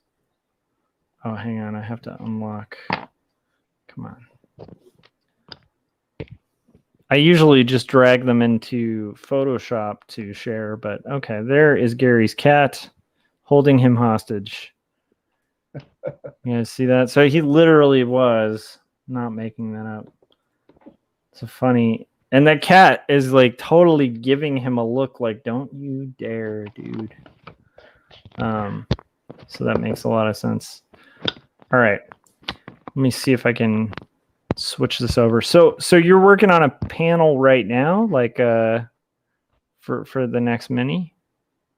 Yeah, I'm just working on a pose of a masculine blasting. So Nice. I'll just take that pose and I'll throw it in a panel. I'm just doing like some random posing, because I did this one. So she's kind of like, I don't know if you can see it, but she's like firing up her blast. So she's gonna blast. And I need the other pose where it's the sideways so you can actually see the blast. Gary was saying he's a former Tomcat, so he knows how to glare. And then Chris was saying, "Yeah, you're a hostage when a cat gives you that look." I have a dog who's really addicted to snuggles, and he will just not let you escape, because like wherever you sit, he'll kind of just be like, "Nope, I'm on your lap right now, and this is just gonna happen." And you're like, "All right, dude, fine." But that's what's fun about animals, right? I don't know. I think that's half the joy of those creatures. Yeah. All right, so let's see, what else do we have here? Okay. This is a fun phase to be at, though. I'll say it's a lot less thought involved. Like I don't know if that makes sense. I think Gary has a similar process to me on like the way, like our workflow, I think has a similar kind of staging to it. And I'm curious like if he has that experience. But for me, it's been like it's kind of fun to get to this point, because I'm like, once you have like the roughs and the rough pencils done and stuff like that, it's like being able to get to the point where I'm working on panel borders and type is like pretty exciting, because this part should go like much quicker. That's why I'm like hoping for like a minimum of 3 a day, because it's like it's not quite as work intensive. Although there are some pages where it will be, but I don't know. Oh, cool. Are you doing anything exciting for the 4th? Nothing planned, unless like my sister calls me and says you want to come over, but Nice. nothing really planned. I bought a little pack of chicken wings, so I'm gonna make that tomorrow, or I guess that would be later today. See, you were just saying nothing special or nothing, nothing planned, and I'm like, dude, a pack of chicken wings sounds like something special and planned. Like that to me sounds like a badass 4th. I would love to sit and have some. In fact, I think I'm gonna steal your idea, and I definitely think some hot wings would be in order for. Yeah, I mean, why not, right? Yeah, I bought a bottle of hot wing sauce. I think it was mango hot wing sauce because I like the mango flavor. Nice. I literally had an argument recently about mango salsa. I have family members that are like in love with the mango salsa, and they were gonna put it on tacos. Because we were having like a little taco thing, and I was like, I can't do that. Like I can do mango salsa, I can do like chips in it, but like putting it on an actual taco just feels wrong to me. I don't know if that's crazy. But we got in a whole thing about it. It was funny. I was surprised. Anyhow, so it's interesting you mentioned mango flavor, but I actually think it's good for dipping. It's just like I don't know, maybe you would do that, but I feel like I can't. It almost feels just wrong to put like mango salsa on a taco to me. Like put it on there? Yeah. Yeah. I don't know. Would you rock that? Mango salsa? Well, it depends what I'm eating. Like if I'm eating tacos, like I would put it on there. But if I'm eating chips, then I would just dip it. Right? Yeah. That's pretty interesting. Gary was saying my process does get simpler as it goes in a way, but it also gets slower and slower. Yeah, agreed. I feel like inking is the easiest for me. Like the drawing takes a while. The inking is a beast. But it's fun, like and quick to me. Like the inking phase is probably the fastest phase of all of them. But then again, thinking about it, that's not true, because trying to do like actually, I think Gary might be onto something. Yeah. And then Chris was saying, didn't you get into a bar fight over mango salsa? Did I? What? Chris, fill me in on what this is. I don't know about that. Okay, so kicking. Although I have to say, like, the detective in my story with the kayaking bear would totally get in a bar fight over mango salsa. He'd get in a bar fight over anything. He'd fight a bear. I don't know. That plot, it's got to happen at some point. And then Gary said, mango salsa is okay, but it's not a nice hot pineapple salsa. How about just salsa? I like just like a good, solid salsa. But I will say mango salsa is pretty bomb with like, with the, chips. It's pretty awesome. So. Yeah, Gary was saying once you're dry, all the hard decisions have been made. And it's like, yeah, you're right. That's the funnest process. But at the end of the day, that's going to be when my output's more like, like when I was doing roughs and stuff, it's generally I'd be able to do a page during like a live stream. Might take a while, but I'd do a page. That it's like one of those things where I might maybe be doing like a panel or two sometimes, depending on the complexity of the panel. And that would be okay, so it is a little different on workload, It does take a long time. I guess comics just take forever. Tell me if you guys find the secret that makes them not take forever. I know for me, when I'm just doing a story that I'm not too precious about, but I still want it to be good, I can take a few days, and like I won't do like very elaborate thumbs. I'll just kind of do a sketch, and then okay, it's good enough, and then just go over it. But Nice. But even then, like you can, I can do this later, and then like I can add this, I can add shading, and I can do screen tones. Yeah, they're always deceptively more simple at the beginning than they really are. At least in my head, I always simplify the process, and then I start doing it. I'm like, yeah, it takes a while. Even these, I was kind of like at the beginning of this, I think, thinking like, this will be like an hour stream, and it's like going into hour 2. So it makes sense. Chris very rightly pointed out, he said, I finished DVSM.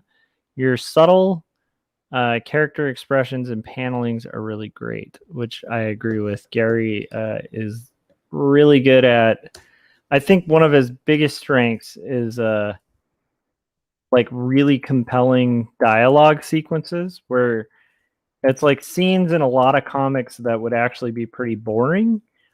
He finds these really subtle, awesome, visually interesting ways and character moments. Like there's a lot of really good, strong character acting that keeps you in it, as well as like really smart paneling choices and stuff. But I definitely think Chris is pointing out a very good thing there.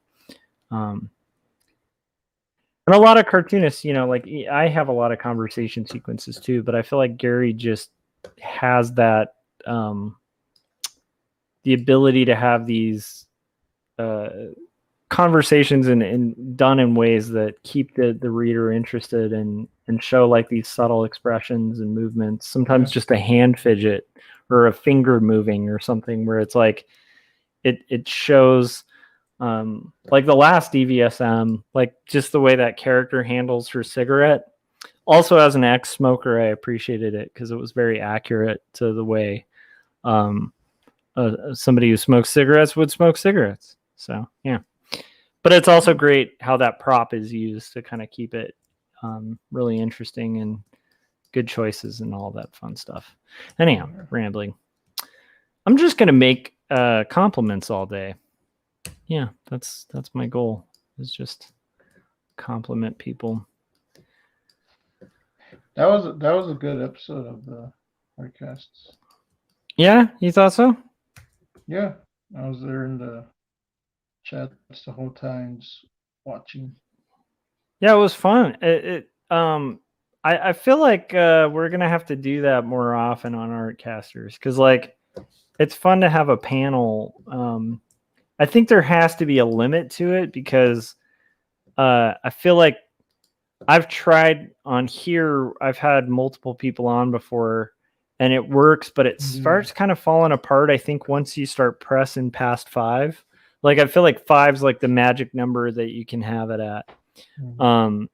Because I feel like after 5, you end up with a lot of people talking over each other.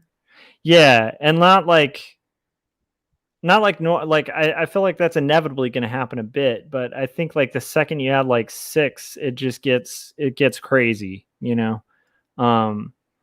But yeah, and Chris reiterated what I was saying too, that the hand acting was really spot on. Yeah, I think Gary's got a real talent for that.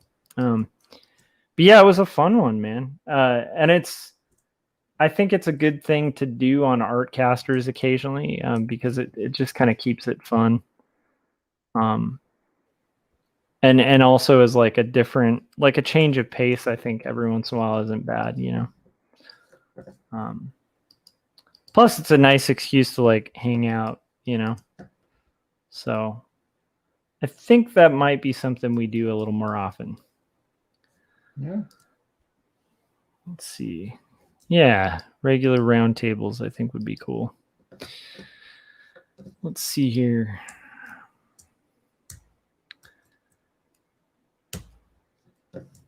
All right, so I am getting this, and I need to get water. So I'm going to disappear again for like about 20 seconds. And you know what's funny? That's actually pretty okay because we're at hour 2, and usually, every hour I do a little tiny break. So, I think this is coming together though.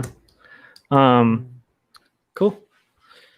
But Frank, feel free to plug stuff. Talk about more of your things and where people can find your work and all that fun stuff. Or feel free to also break for a second and get some water or something. Yeah, I'll probably grab something right now to drink, but I will show them what I'm working on.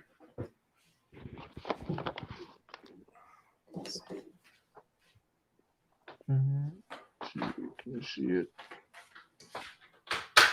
All right, so it's a masculine blasting from the side. It's just a rough sketch, but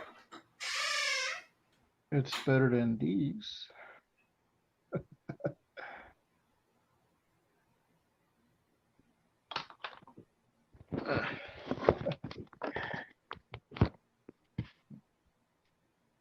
Oh, I dropped my pen.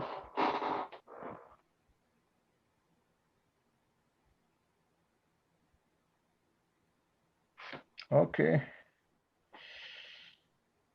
Yeah, let's get the regular roundtables in. I agree. Have you guys done or considered doing writing projects that aren't comics, like novels or short stories?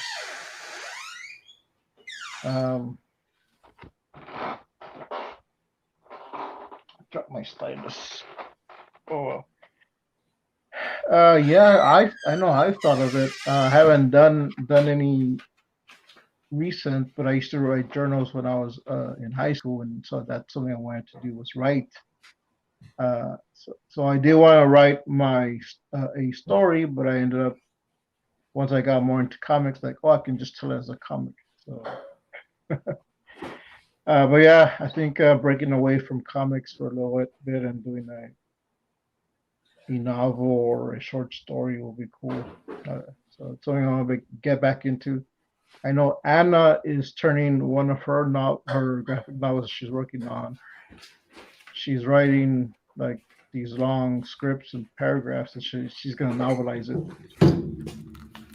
Sweet. She's back. Oh no! all the trolling just has to stop. No, I'm just kidding. So today was pretty cool though. We did like we're able to get together and practice as a band again, which is pretty cool. Like my band No Saboteurs. And I have some good news because we basically, I don't know if you guys remember, but it's like, so we had been recording like a demo, like, basically like what would equate to like an EP, like for about a year, maybe like less, but just like every once in a while we'd go in, kind of work on this thing. The people who were recording us like at a studio space, like the studio kept adding cool stuff and wanting to retrack and stuff, which was really cool. But we finally go through this long process and stuff, and we're at the point of like mixing, like we had the final songs and stuff done, and then the album's just kind of sat dead for a while. So behind the scenes, like there was a dude who wanted to take a crack at mastering it, and ended up kind of holding the whole thing like hostage for like a year.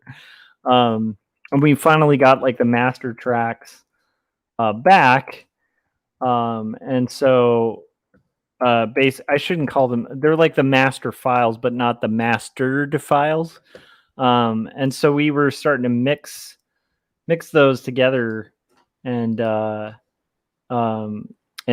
that's kind of what I did today. Like we spent a little bit of time mixing it, but that means there might be like a No Saboteurs like little EP dropping sometime shortly, which I'm pretty excited about. And then Gary, I think, was asking you a question. Oh wait, never. In the chats, I think Adam was asking, are these things you can talk about? Things in various states of doneness. I'm curious about that too. But yeah, anyhow, I don't know. I'm pretty excited about that. But it got me thinking today because we also practiced, and there was this moment where we were kind of playing music, and you just get in this kind of, it's totally corny, but it's like this like flow state where you kind of start noodling around. It's like jamming in a weird way, but it's like you start noticing like these harmonic resonances like starting to happen with other people, and kind of start following a different, like, it's hard to explain, but it's like you get in this point of like not thinking but just kind of feeling a thing as it's coming out, and also kind of creatively gelling with other people. And it got me thinking about like flow state and like how cool that is, and how that happens with music. And I don't know if that happens with comics. Like it kind of does. I think so. I think I know it does, for at least for me, and for for me and Anna, when we're like discussing like the stuff with Captain God was a masked woman, we'll just like I'll ask her about like, oh, what do you think about this, and then we just kind of start like brainstorming, and like it's happened a few times where like we've had like uh maybe an hour or so talking about this story, where first it was just like a small basic idea, and then we ended up adding like, oh, we can do this, and then oh, that this could be how this happened, how this connects, and then like we're getting like a really good story out of it, and then moving the current story forward. I mean, like the one I did with this one, Masculine's Field Journal. Um, she added a couple of things like, oh, why not have it where it still moves the story? And so there's a part where like this little baby dinosaur finds something, and it's gonna be something that it moves the story along, and like so it's gonna be something in one of the other stories where uh, I don't want to give too much, but like it's gonna explain what this one thing is. So like just having this little this thing moving it along, and like I mean, we just talked for a few hours, like, and like like we got into a groove, just like, oh yeah, like what about this and what about this, and then like Yeah. discussing some. No, that kind of makes sense. I mean, I definitely experienced that writing for sure. Like, even writing like the script for this, like that I'm working on, like the second part of 2 stories. It's like, and even the first, it's like I feel like your first draft, at least for me, like the first draft of it is kind of like just a lot of work. And in general, like especially when you're doing the beginnings of it, it's like you're kind of feeling out in the ether for like concepts and ideas and starting to put them down. And then like I feel like it really starts taking shape and getting into that kind of flowy thing later on, like thinking about like this book, like I remember like coming up with chapter titles. This is a weird thing, but it's like I had a moment of like just total kind of, yeah, like a very similar feeling to like kind of playing music with other people kind of vibe, where you kind of like almost where you like lose yourself. And there was definitely that with quite a few moments in this. Like some of them were where I found like some harmony in the plot, where it's like repeated themes that I threaded back through like toward the end, or like throughout the story.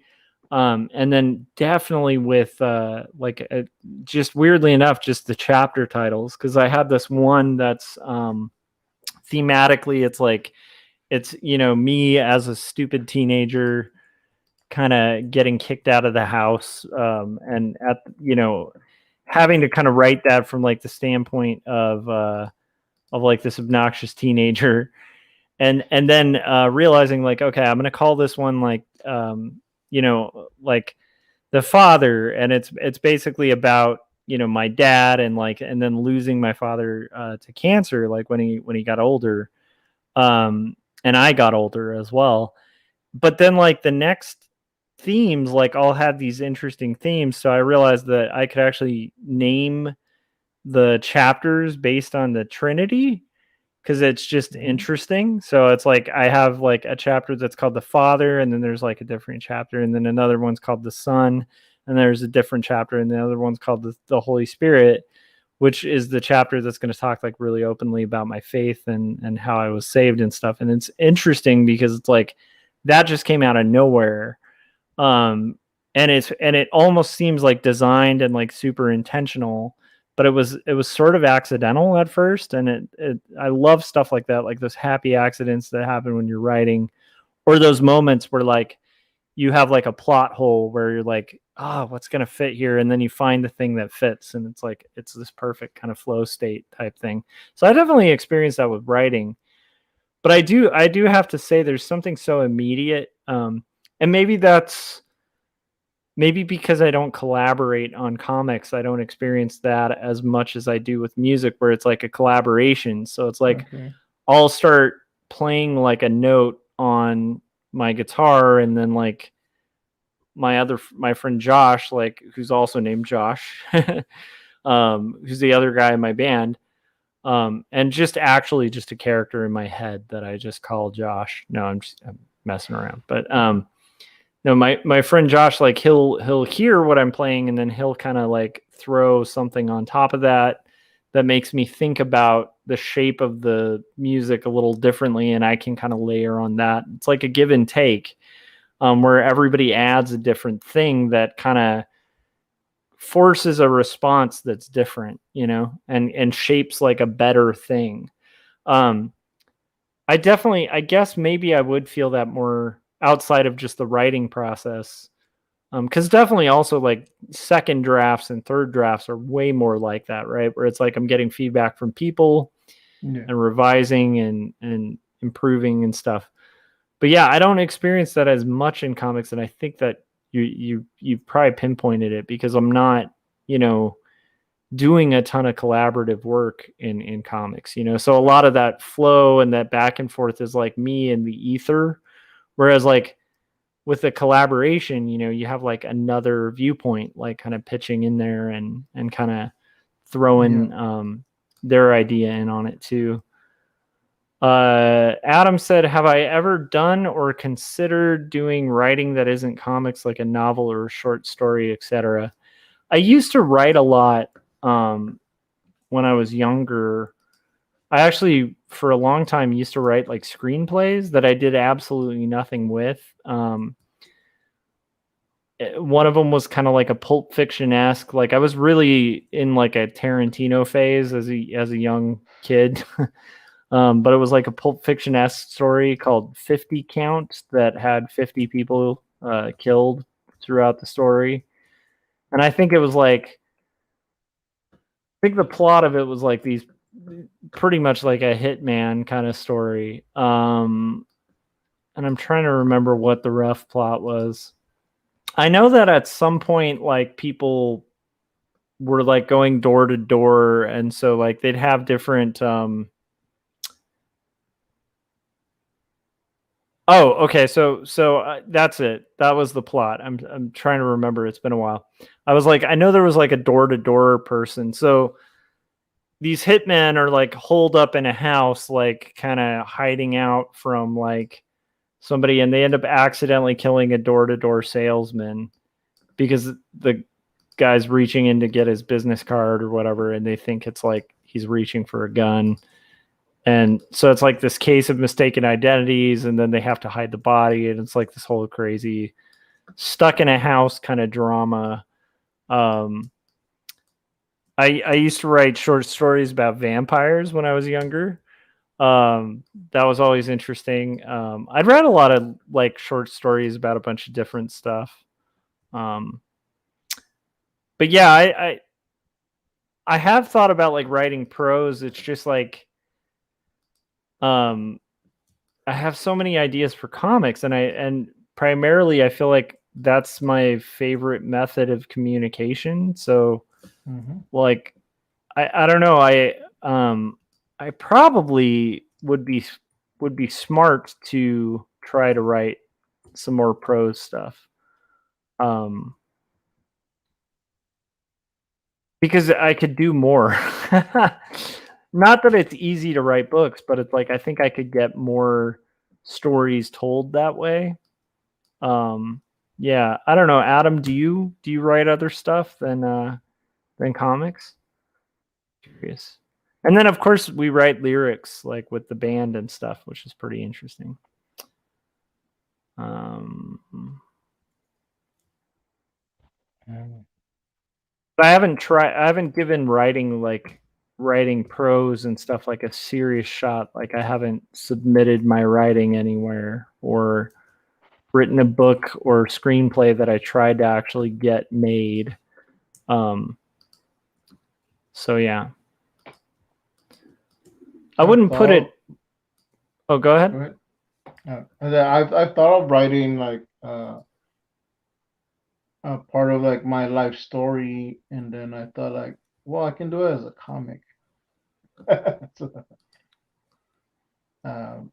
yeah, I used to write when I was in high school. We used to do journal entries each day, and I would always like kind of exaggerate them and turn them into little short stories, and the teacher liked them. So that's something I wanted to keep doing, but I never kept up with it. So I was thinking about going back to it and just writing some stories. Yeah, that aren't comics. I wrote a short story. This was another one.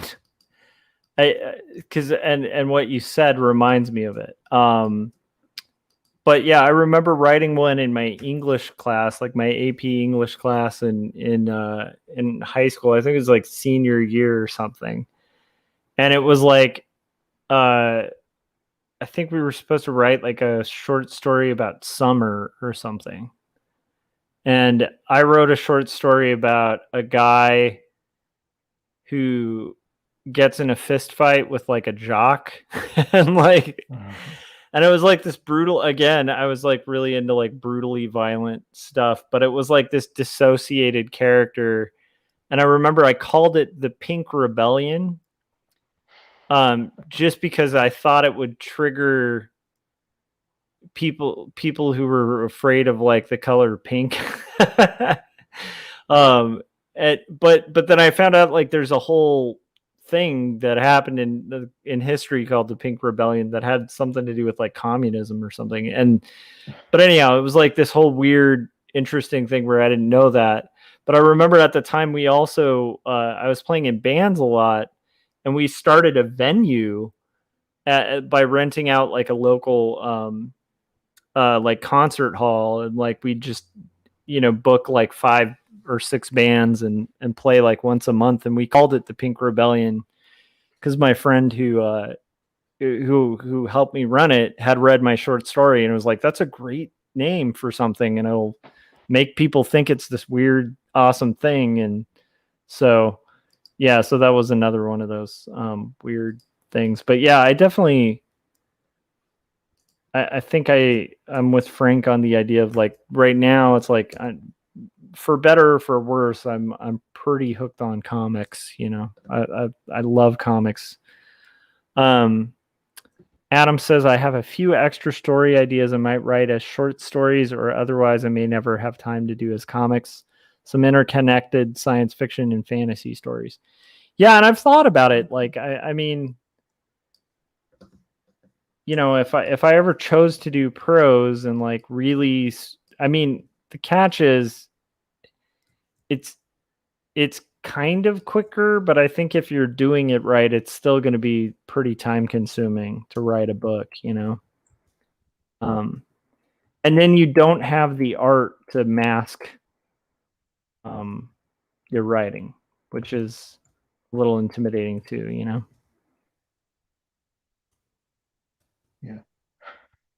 And then Gary said, I did a weekly comic strip in my college paper.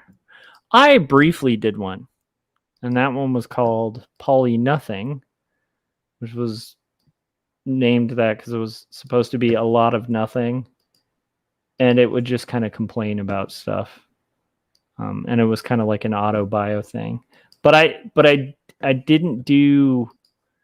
I didn't consistently do it. I think I did it for like 3 or 4 months. I don't know if Chris Caligiua remembers that. I used to run those for a little bit, and then I just kind of, I don't know. It was in our little union newspaper. But yeah, I'm curious, how long did you keep up a weekly, Gary? Like that's actually a kind of hard thing to do, and I'd love to see the weekly you worked on. Was it any good?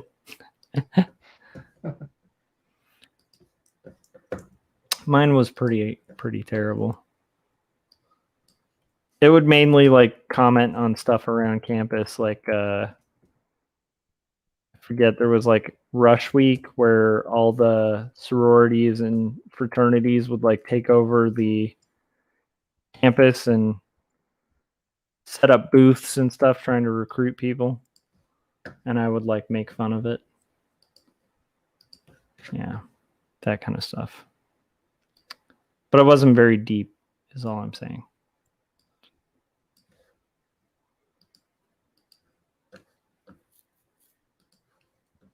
Would you ever, Frank, though, do you think, like do a prose thing then? Yeah, actually,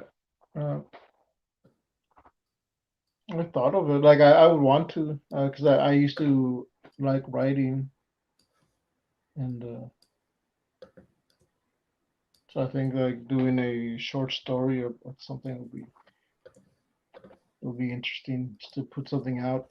I don't have them anymore, but I used to do some short stories a few years ago. I know, well, a few years ago. I think it was like 18 or 19, but and I kept them in a notebook. But one of the times I moved, I think it got lost because there was a couple of stories like, hey, I can turn this into something. So there was one where it was kind of a ripoff of Ricky Tikki Tavi. So where I had like these animals kind of interacting, and they go into like this farmer's house, but it's very, very dark. Like I purposely made it like extremely dark. So I had like I remember how it starts off as a these two little bunnies kind of like talking and playing, and then like bam, one of their heads gets blown off because it's this kid hunter.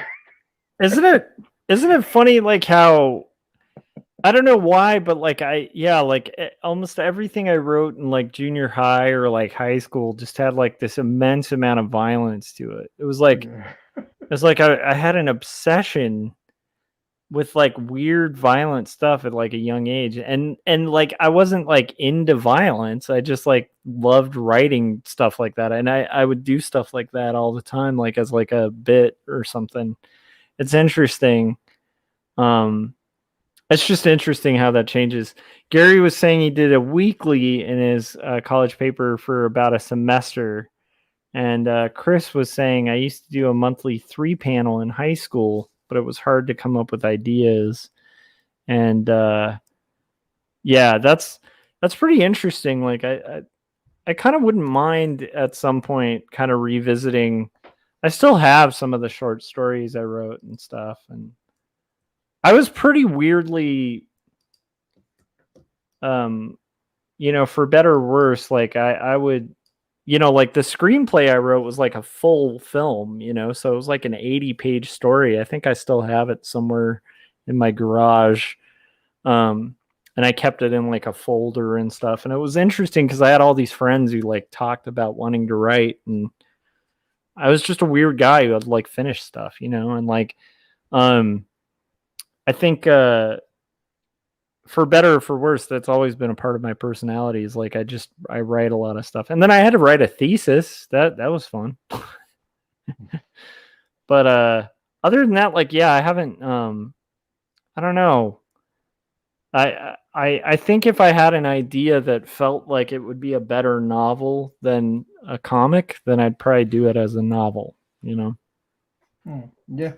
That's probably that's what it comes down to, is like if I envision something as like a comic, then like I would hate to skimp out and just make it a novel.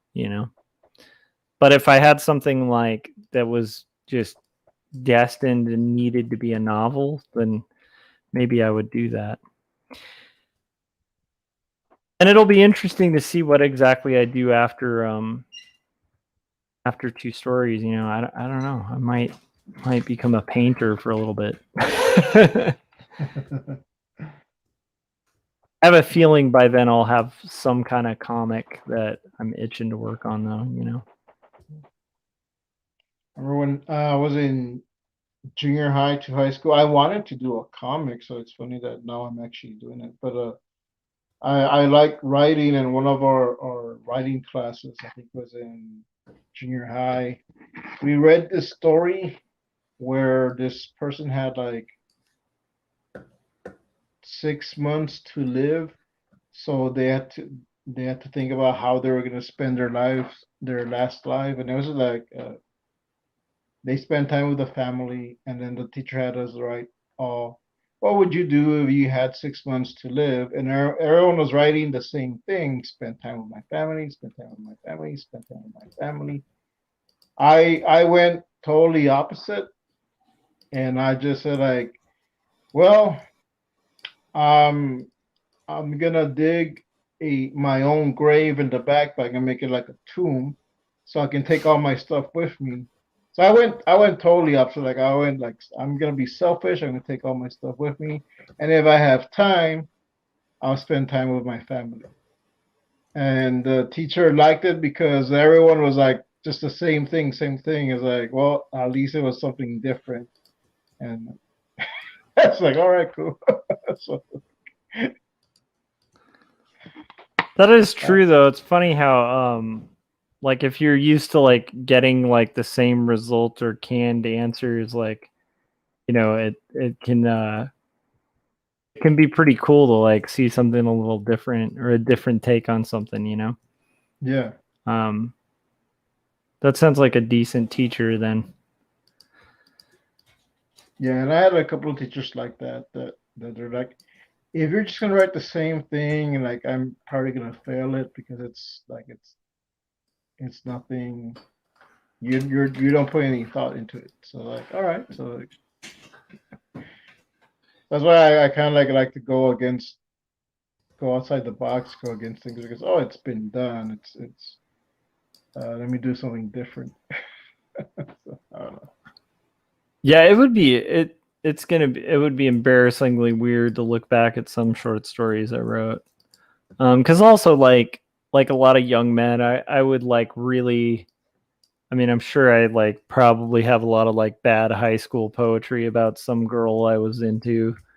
You know, I'm sure there's like a lot of stuff that that I was like really passionate about when I was. I don't know. I just think back on like some of the stuff I might have as short stories.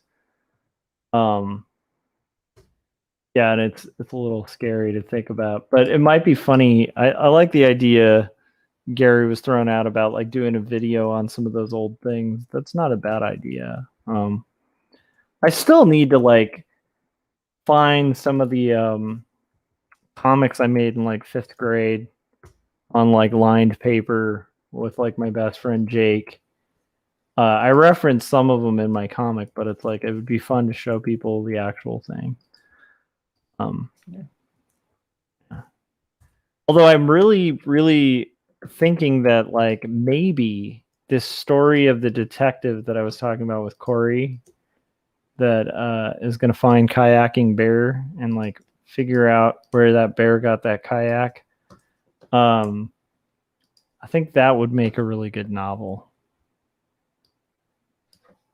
Like it could be written like a detective fiction story. You know what I mean? I don't know, Yeah. like a hard-boiled detective story. So it's like, you know, the crime is a sucker's road kind of dialogue, right? Like, I don't know.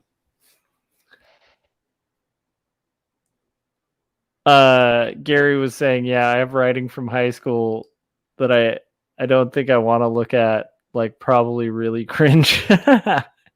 And then he said an 800-page epic novel. Did you finish 800 pages though, Gary? Because that's pretty impressive, man. I had a plot that I really liked. This was something I wrote in like seventh grade, and it was like a full out like plot that was totally influenced by Michael Crichton because I was like really into like Jurassic Park, the book, and like a bunch of these other books that he wrote. So it was like this thriller suspense about these. And it's funny because I was writing it, and I at the time we didn't even have internet, so it's like I didn't have any way to like research anything about archaeology or whatever. But it was like this idea of like these archaeologists. I still remember this plot too. These archaeologists are in Vegas on a dig for dinosaur bones, and they end up finding like the burial site that like a bunch of people who've been like offed by the mob are like hidden in, Okay. and then they end up embroiled and chased by the mob because the mob's trying to keep this like burial site like undercover. And so it's like a big action adventure Tom Clancy Michael Crichton type story, with of course these two archaeologists. So it was kind of like if you took like the beginning of Jurassic Park and you mix it with I don't know, you know, a mob movie mixed with um I don't know, like the Pelican Brief or something. There you go. That was my plot. So um but yeah, what's sad is like it'd be fun to find that because if I found it, it would probably read like a 13-year-old's version of what they think an archaeologist is. You know? Yeah. I don't know. Oh, okay. I love this. Okay, so Gary was saying the 800-page epic novel should be the Kayaking Bear novel. It needs to be like 4 volumes. Yeah, I think it should be like it could be the detective like tracking down the kayaking bear, like that's the first one. So he's kind of like interviewing people around the town about like when they saw the bear on the kayak.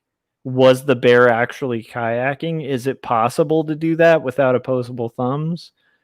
It could be a whole mystery, you know. I don't know. I think there's something there. I would love to do a comedy story though. It could be like Twin Peaks. It could be totally. Let's see here. There's so much language in this part because I'm trying to talk like a 17-year-old. So a lot of language in this part that I'm working on. Yeah, never quite catching him like the Pink Panther movies. For sure, man. We got Russ Leach in the chats. He said, good morning, peeps. Is it last night there? It is Sunday morning. And congratulations to everybody in the chats and on here on the 4th of July. Russ is coming to gloat and saying say that we should return to his country. I'm kidding, Russ. But it is the 4th here, so that's like our Independence Day, which is a big thing for us Americans. How's it going, Russ? How's your comic coming? Russ is an incredible cartoonist. Yeah, he just said, "Damn colonials." I knew it, Russ. Yes, happy 4th. In the AAA creators Discord, there's someone from the UK, and he calls it Treason Day. It is a different thing from a different perspective. Most people I know who live in England like you know, like the 4th, but it is a fun time to riff on you know, that kind of thing. Let's see here. Let's see. Then okay. And then it's gonna say okay. But yeah, I can't believe it because so Russ's Only Death Can Save Us is going to be a serialized comic. That's I think a monthly, or is it a bi-monthly, Russ? Let us know in the chats. But it's good. It's brilliant. It's really cool art. And I mean, anybody familiar with Russ, like it looks like the best of like when people were really good at drawing comics. Russ's stuff looks like the stuff I grew up with in comics. It's really cool. Kirby Crackle, kind of just classic badass, like Marvel House style, like early 80s, late 70s. Very cool. Yeah, so I love that. Okay, he said bi-monthly at present. So that schedule must be a little bit of a shift though on like output. So you must be buried, man. Must be busy. And then Gary said, that's great. Congratulations. And Russ also said, I love Unruly and I love Yankees. What could go wrong? But yeah, so anyhow, I can imagine that that Russ must be pretty slammed though. So let's see here. This is what I ended up doing. Nice. Very nice. And I am about to finish the last of the panels. I just have to type it. What does it say here? I'm pretty excited though, and I think I'm gonna copy you, Frank, and get some awesome like hot wings. I think. Oh, I didn't even think of doing hot wings, and We're gonna do a little bit of a barbecue thing with like the kids and a family near us, and do it very safely, but probably do some mild fireworks because we can in our area. But now I want to add hot wings to the equation because Yeah, you can't go wrong with hot wings. yeah, you really can't. And honestly, like, why the hell not? That just sounds fantastic, dude. I do love hot wings too. And let's see here. So we have rough layouts starting. And let's see, stolen. Okay.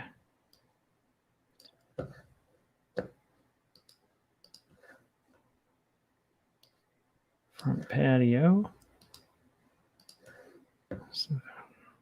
Okay, and there we go. Boom. That's awesome too, Gary. Apple pie. How about this? Hot wings and apple pie. Because why the hell not? I'm just saying. If there's any day we can get away with eating very unhealthy but awesome food, I think it's today. Later today. Cool. So I think that was 3 pages of rough panel borders and type. Was there any oh, there is one other. I need that sound effect in there. Okay. I think I usually use a different font, but I think actually I will use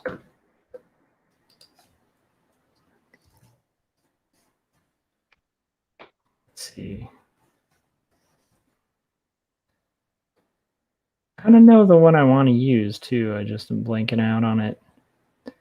Oh, come on. There it is. And it's going to be here. I don't know if that should say click, because it should be flick. Fixing my errors already. Okay.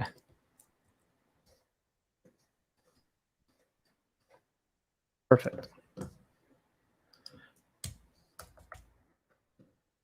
Okay, so that's now I'm on page 15. So that'll be it probably for this stream. I appreciate everybody who stopped by. Oh, dude, Russ, thank you for the compliment.